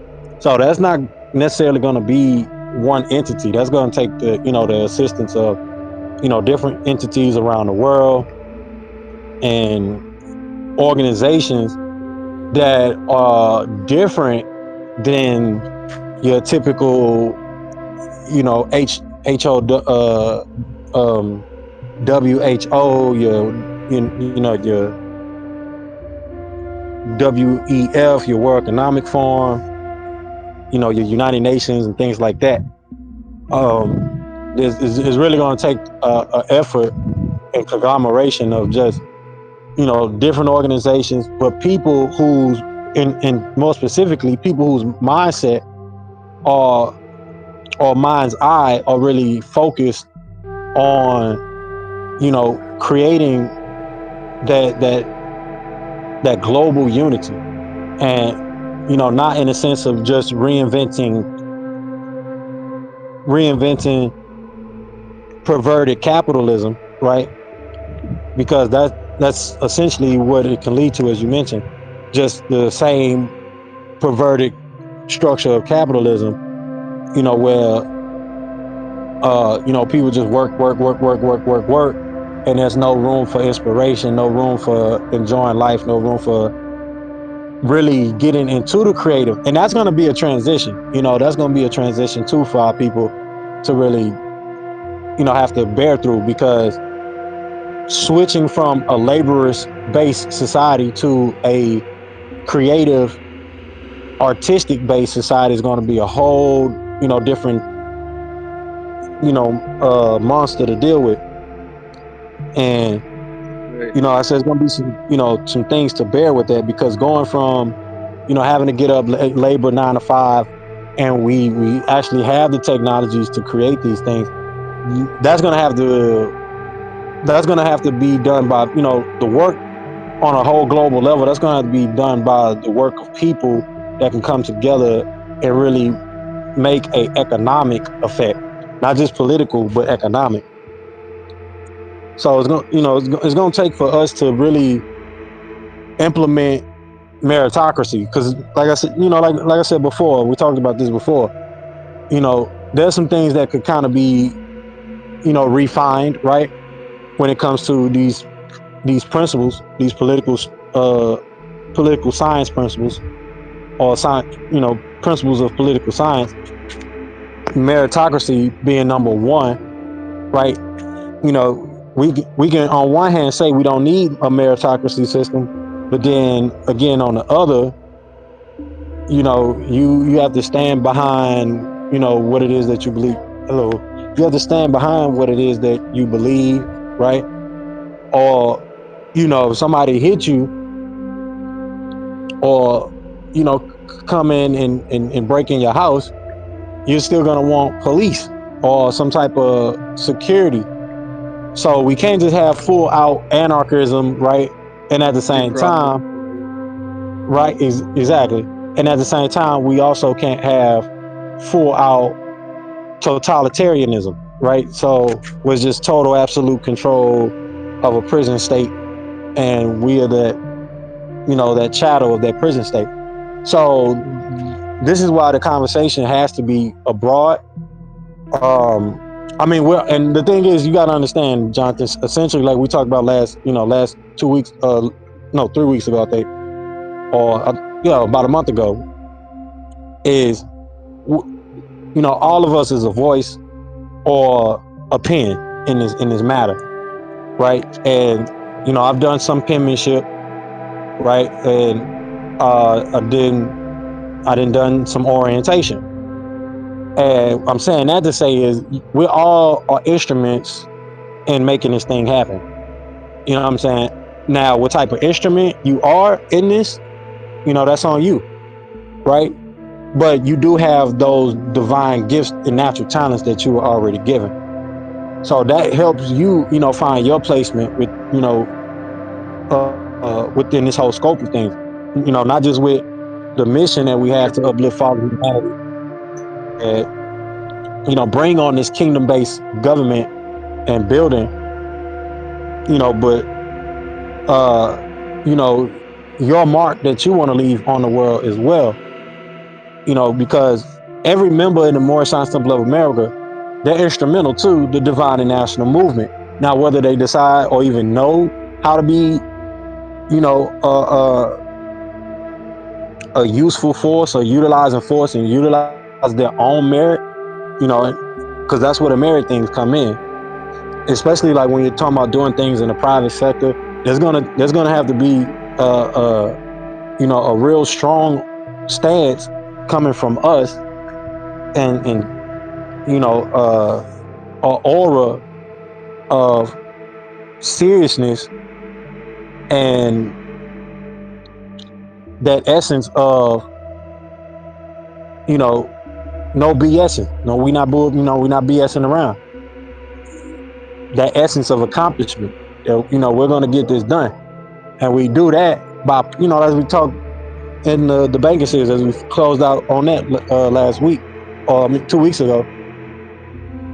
It's gonna take us being better managers of our affairs, and each and every individual has to manage their own individual household and things like that, and administrate that.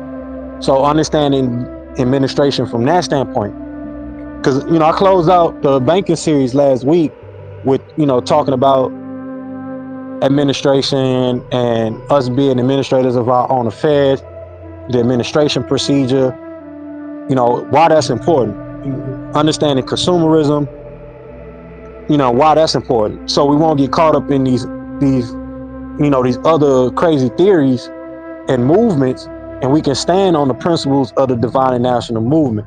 Standing on those positive principles, and you add more positive principles, more positive custom principles, and whatever that wherever that background they come from, it doesn't matter.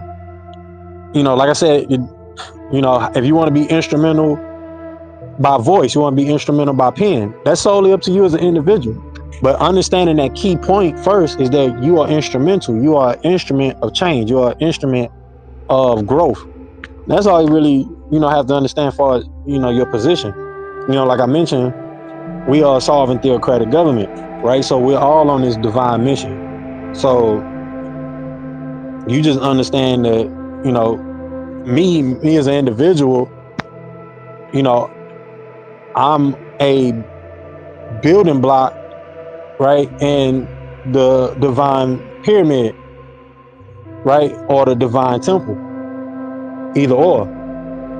And you find, what it is that you want to do to be instrumental.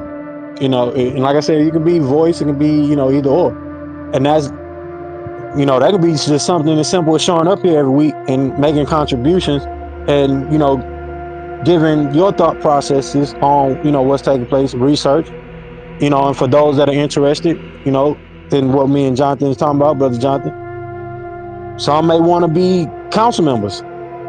Some may be just influenced by your dedication, might be influenced by your honesty, your integrity, your outlook, just listening in, and they might want to get involved and join the Moorish Science Temple of America and join the Divine and National Movement.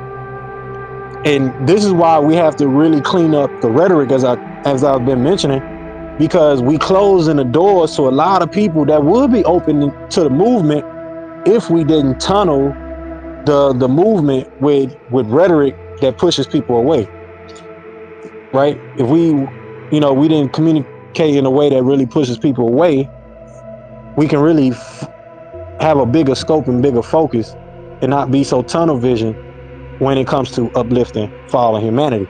It wouldn't be like a stutter step, issue or a timid thing. People wouldn't be timid, scared, nervous, or whatever it might be to jump right into the wave of the movement. But with all this rhetoric and things like that come with it, you have those issues. And besides people's personal issues, as we touched on here before, like with the prophet, people consider the prophet, right? They consider the prophet to be overly revered by us of the Moorish Science Temple of America. Which, if they understood the things that have been prophesied and that the prophet has made known, and the things that have happened on a nationalistic level, you will see why he's given that honor and respect as the Holy Prophet Noble Drew Ali, or the Prophet Noble Drew Ali, or Professor Noble Drew Ali, either or. But at the same time, right, the focus is each individual member. And you've been here, so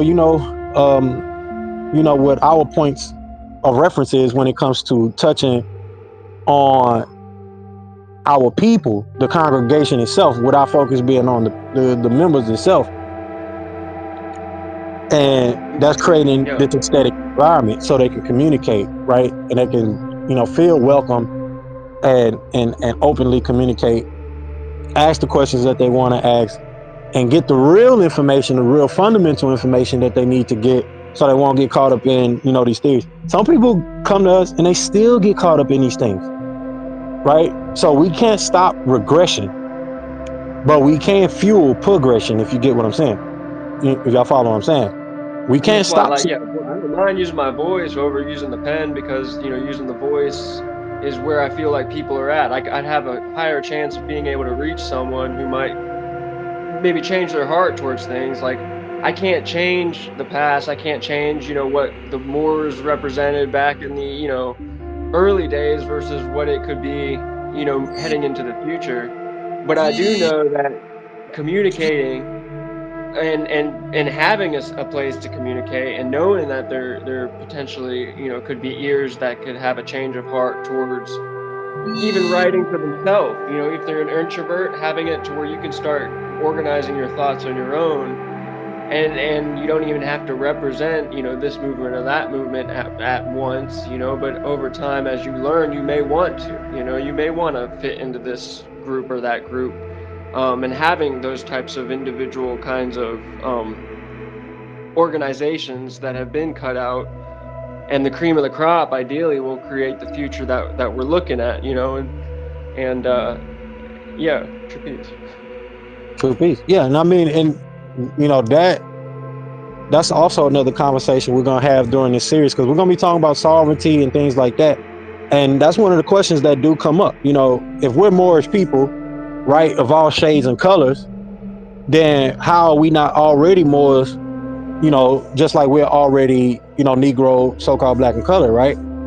So you do have that, and there is a way to be born in that particular political status.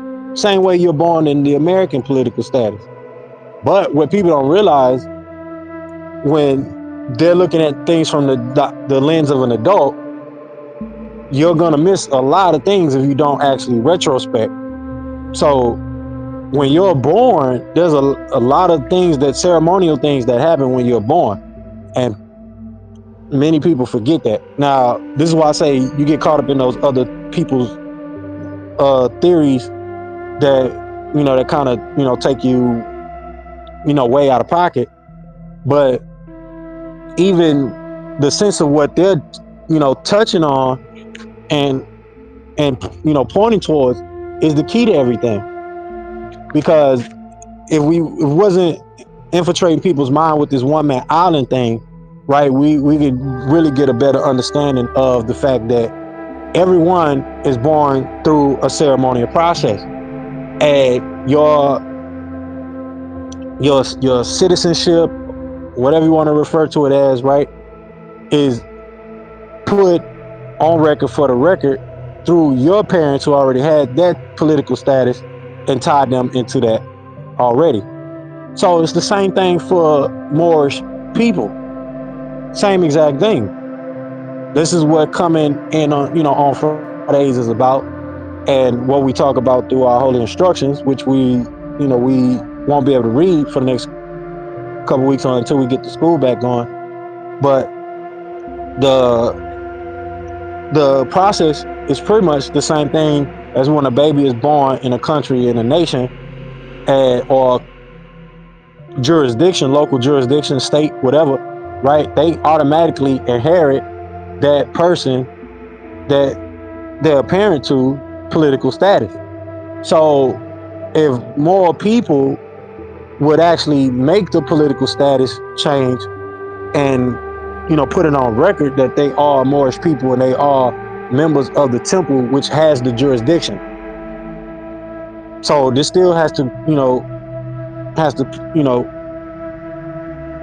fall within the guides of what the law actually is, right? With the system not coming from any one group of people, but with the system that we as humanity has set up, through time immemorial. Even really universal laws. If you look look into it as far as that, you can even get into universal laws.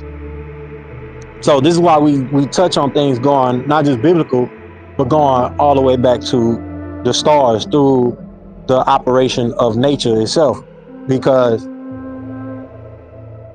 if we understood the divine and national movement, the purpose of the temple being a temple jurisdiction, you'll see that that's a little slight different than being a part of the Rotary Club, right?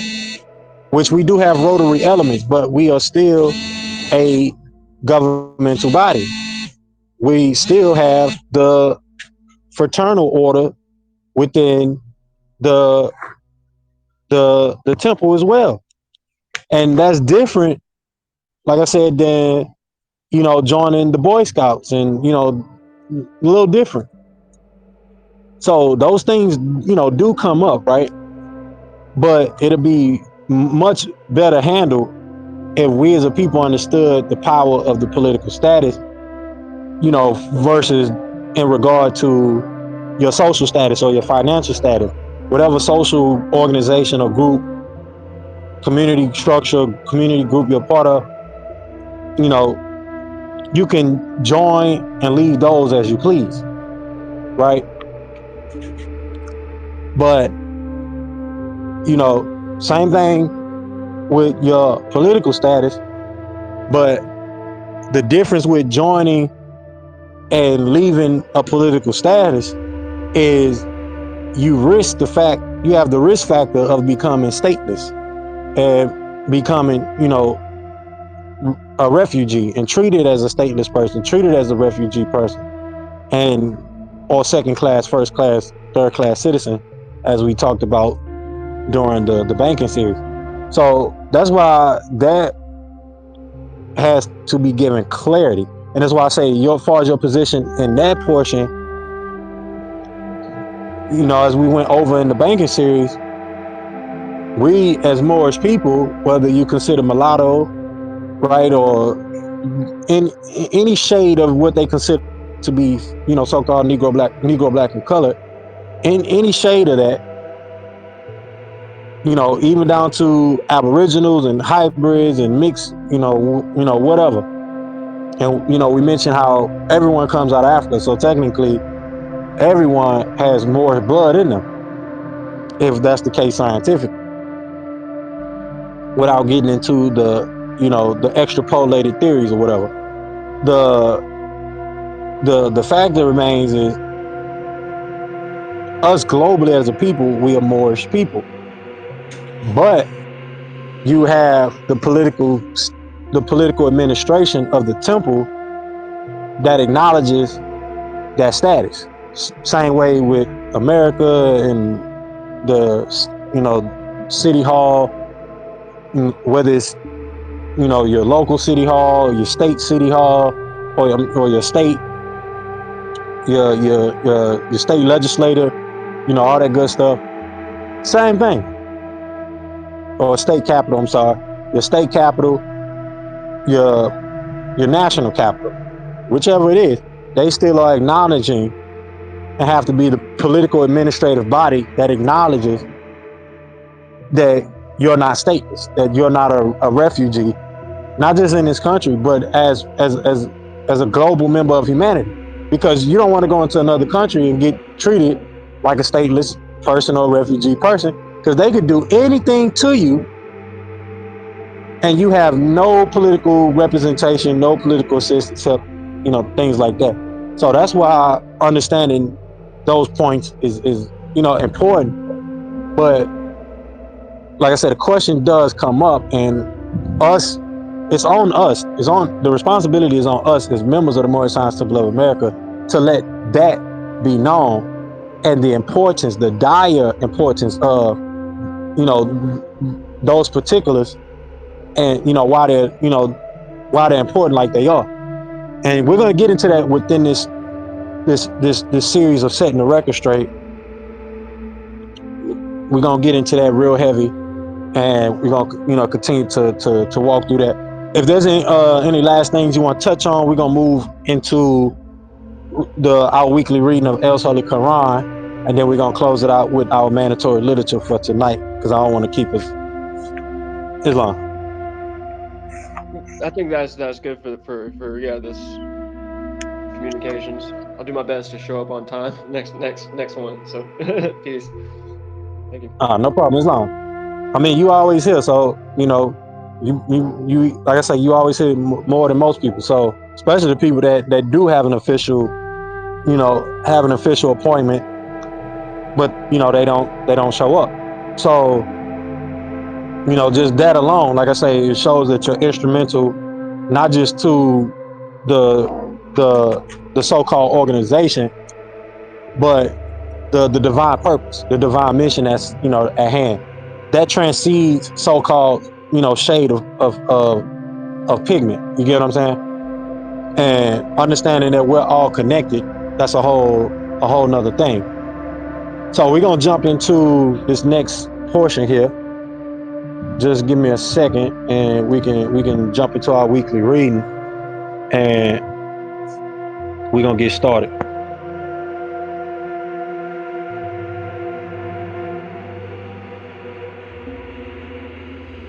It's been quiet here.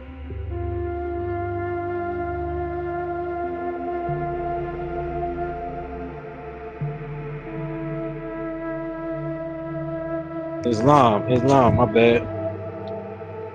So we're gonna open up with the weekly reading of El's Holy Quran this week. Sorry, I had to take a quick pit stop. But we're gonna get into this week's reading of El's Holy Quran, and it's very important to get into the knowledge that comes out of these readings. Now, regardless if you're looking at this from the religious standpoint, however you may look at it,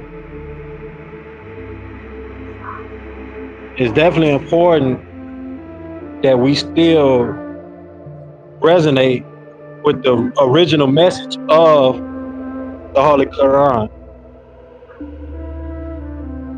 because as we've mentioned,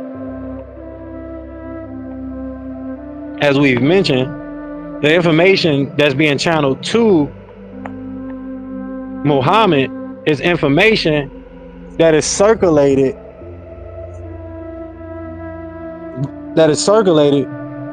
through the developed societies and going back to our ancient ones. This is information that goes back to our ancient people.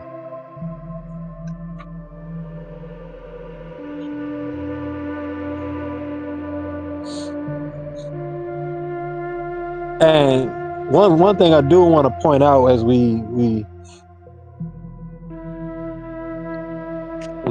wait for it to pop up.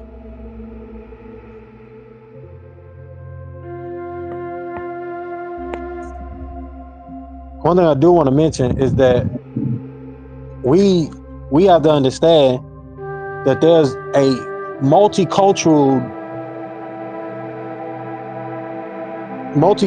spectrum of inputs and contributions and toward the wisdom and knowledge that's being put into the Quran. There's multiple different inputs that are coming from different backgrounds, whether it's ancient Persia. Ancient Persia is influenced by ancient Zoroastrianism, right? And that's an ancient indigenous culture that goes all the way back to ancient Sumeria, ancient Babylon, etc. Those ancient 7 cities.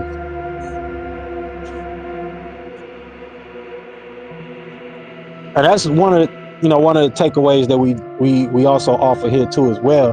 Is giving actual scholastic documented information about the ancient ones, the Elohims, the Anunnakis, things like that, versus stuff you can go watch on a documentary and they give you on there, and you're looking at information that is watered down, and you end up with information that's not on point. And as we talked about before, those type of things, especially when we start to really get into the pertinent things that are important to people's soul, those type of things kind of hurt you on your spiritual journey, hurt you on your connection, even your mental communication with self.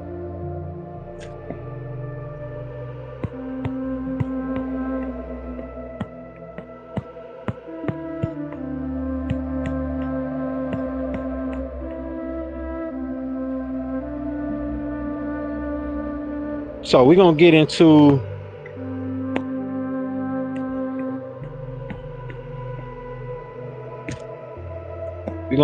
where we left off last week.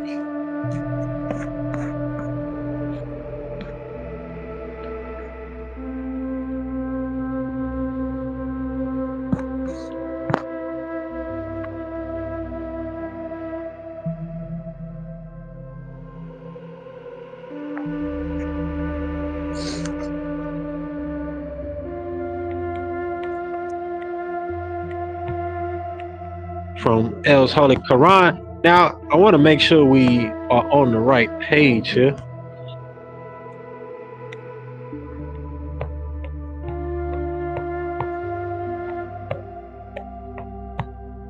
I think we are definitely on chapter 43,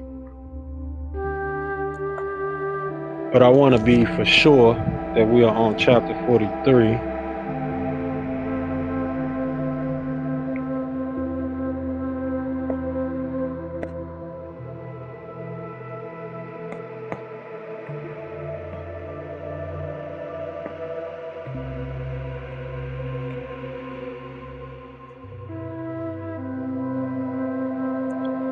So give me a second as I make sure we are on the right chapter.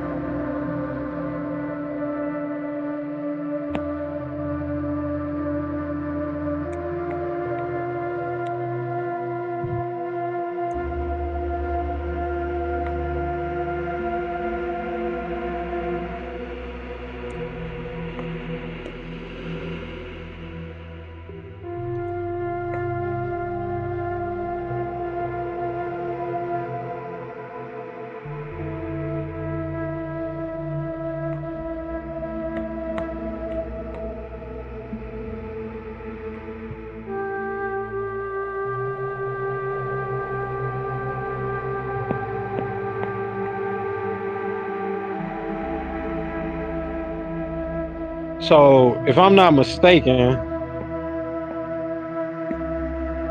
we should be on chapter 42. If I'm not mistaken, we should be on chapter 42.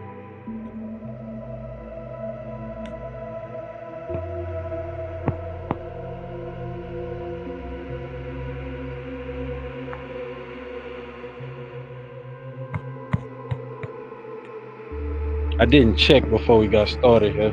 Should have double checked where we are at.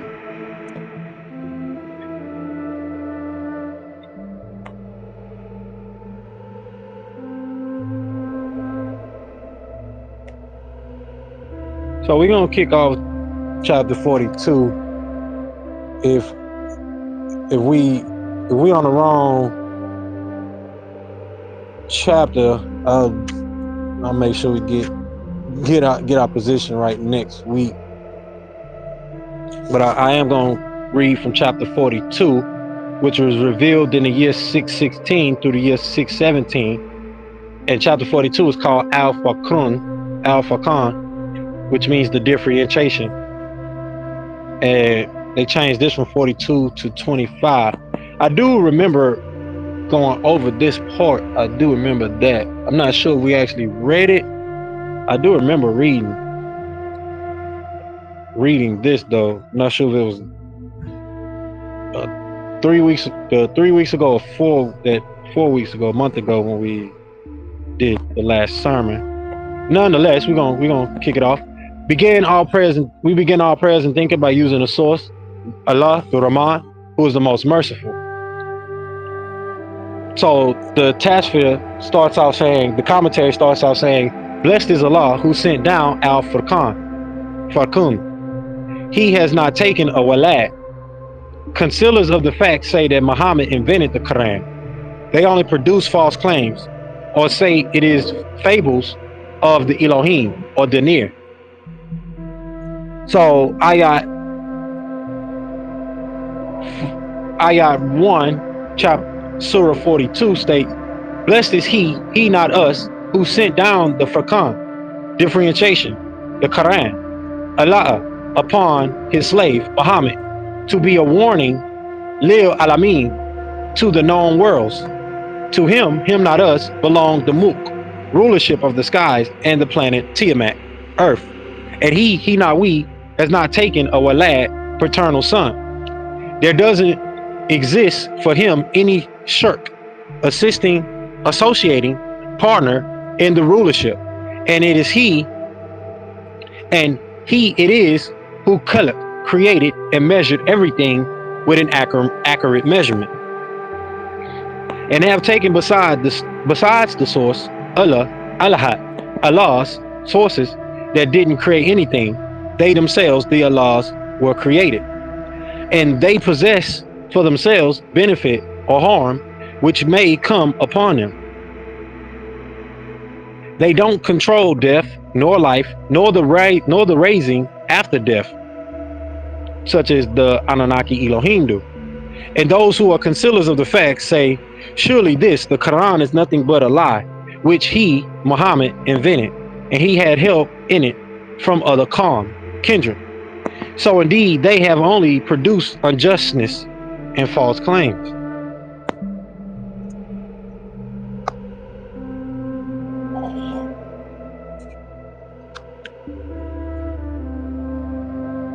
And they say, If these are only fables of Al-Awalim, the ancients, the Elohim, Denir, the 24 elders, which he has written down, so that she, Halima, dictated unto him, Muhammad, every early daytime hour and through the shadow hour period, stories which he was told as a child by his wet mother.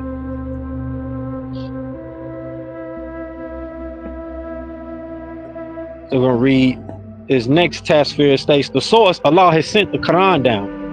Meccans questioned Muhammad about him being a Rasul. Elohim prepared a fire for those who denied by the hour. So Ayat 6 states, tell them this, Muhammad. He has sent the Quran down. He knows al-Sirr, the secrets in the skies and the planet Qui. Surely he is ever Ghafur, forgiving, most Rahim, merciful. And they Meccans say, what is this kind of Rasul one sent? Muhammad, he eats al-Ta'im, al-Aswaq, street markets. He eats al-Ta'im, food, and he walks through the al-Aswas, street markets. And why was not a messenger in Elohim Anunnaki sent down with him? So a Nazir, warner, will exist, be with him. Or if he, Ahmad, were given a great treasure, or does he have a great Jannat garden in which to eat? So the unjust said to Muhammad's companions, you are following a bewitched Rajlan, mortal man. Look how they struck for you, O Muhammad, the likeness. So they went astray into error. So they can't be able to find a sabil, path. Tabaraka, blessed is he Nawi, who, if he pleases, made for you Kerum, goodness, from that of the gardens, rivers flowing from beneath them, and he makes palaces for you, Tigris, meaning the Tigris and the Euphrates. In fact, they denied by the hour, and we not he, Elohim Anunnaki, have prepared a flaming fire for those who deny by the hour, cherubim with flaming sword to block the gates of the enclosed garden. When it sees them from a far place, they will hear its raging anger and roaring flames, and when they will be thrown, bounded together into a narrow place, they call upon destruction there. Don't call upon or pray for one day of destruction, but call and pray for many destructions. All right, so we're gonna stop right there because I don't want to get too deep into this reading, and then we gotta go to a whole another chapter or place. So we're gonna stop right there. But I do want to acknowledge how this touched on what I just mentioned about the knowledge of where these teachings come from, and the things that I mentioned in the Quran come from. Because there's a lot of information that doesn't get talked about during what's called the pre-Islamic days.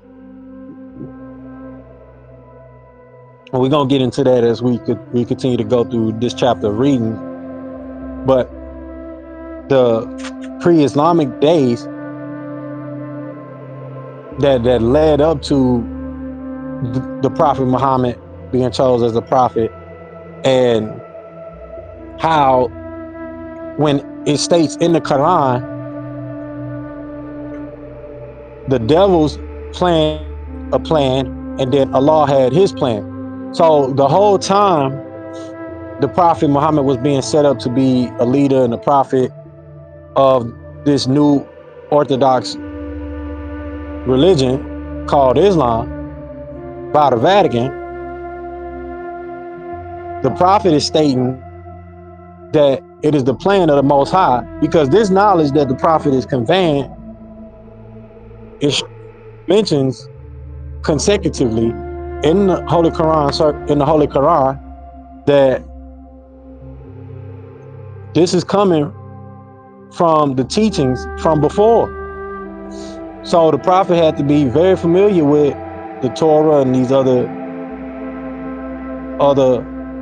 ciphers of knowledge that was passed. So we're reading that knowledge was passed from him from his mother. So obviously there was knowledge that was given from his parents, knowledge that came from other sources. Like I say, this knowledge is tied into the ancient ones. But we're gonna definitely dive in more into this as we go through the chapter. And with that, I want to go ahead and get into our mandatory literature from the prophet. We can close out for this week and enjoy the rest of our holy day.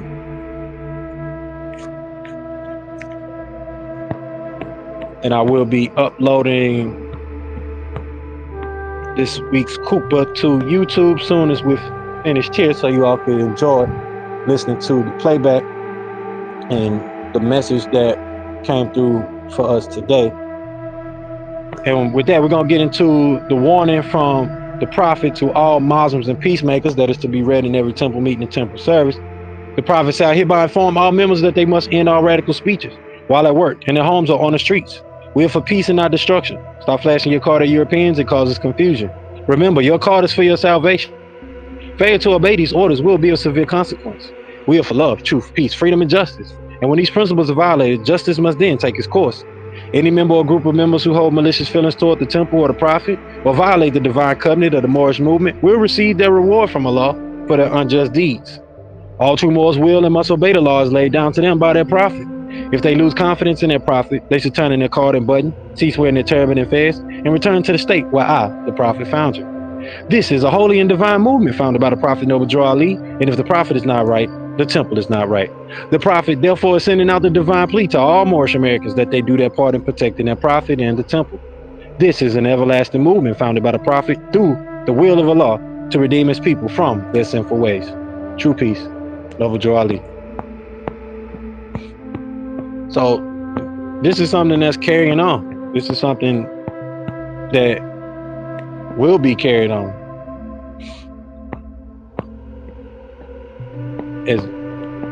As much as different factions of us as a people are out of touch with this history,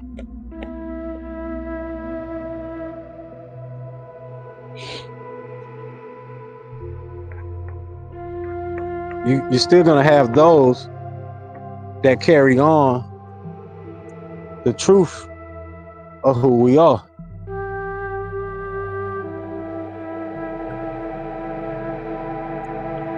We're just not a breed of slaves,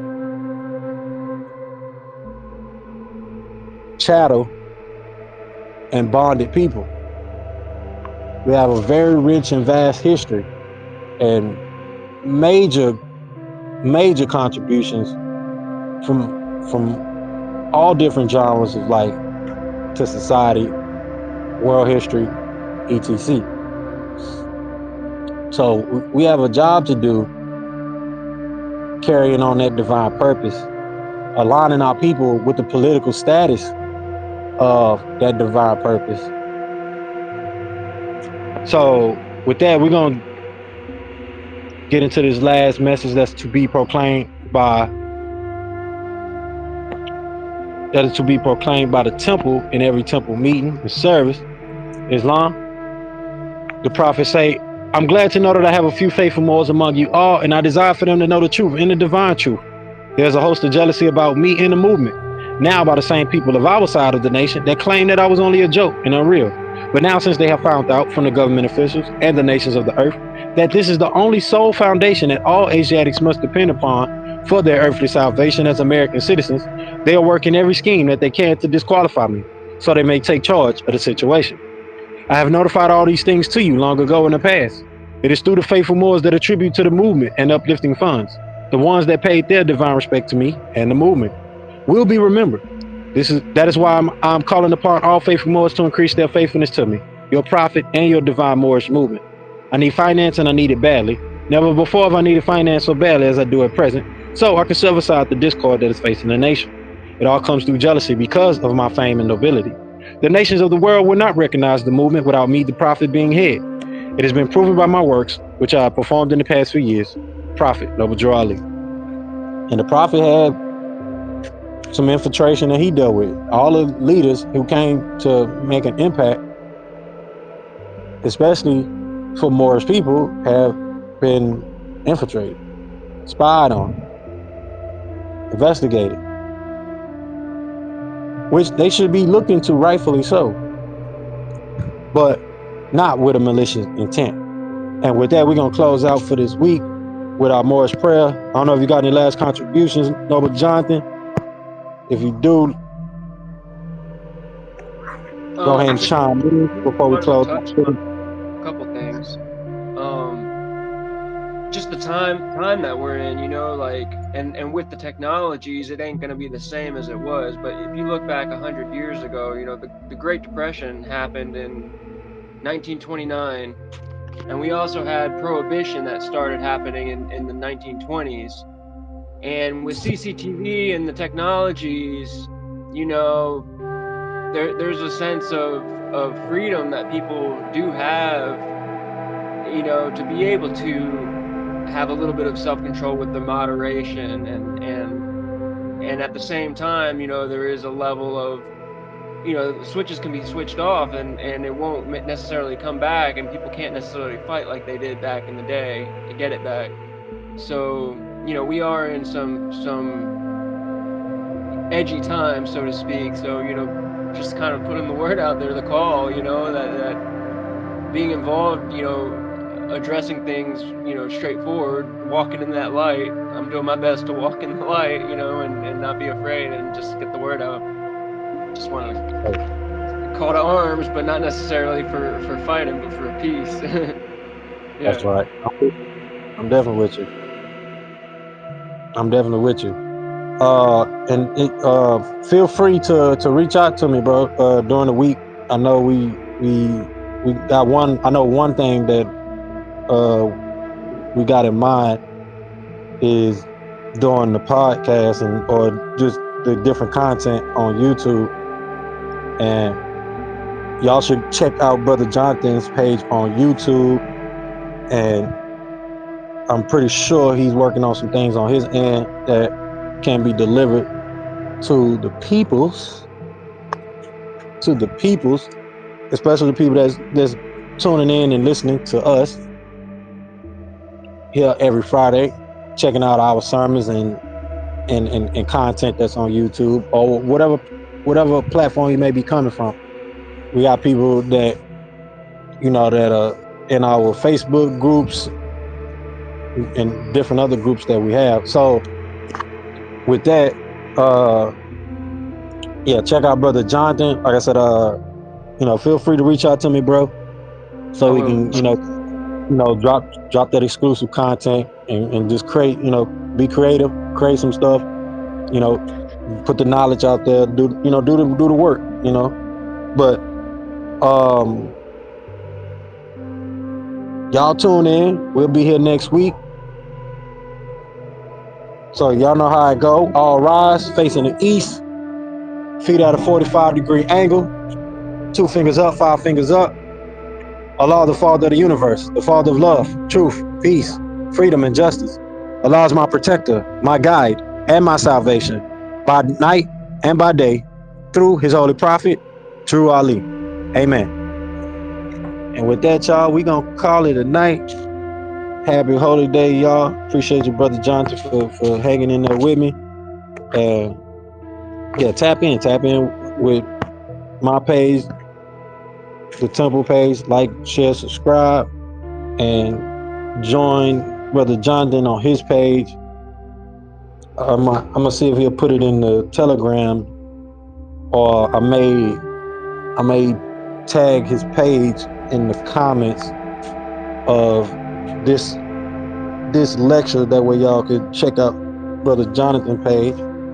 And we can get those like subscribers up, create this content so we can feed the knowledge that's coming. With that, true peace. Wadu.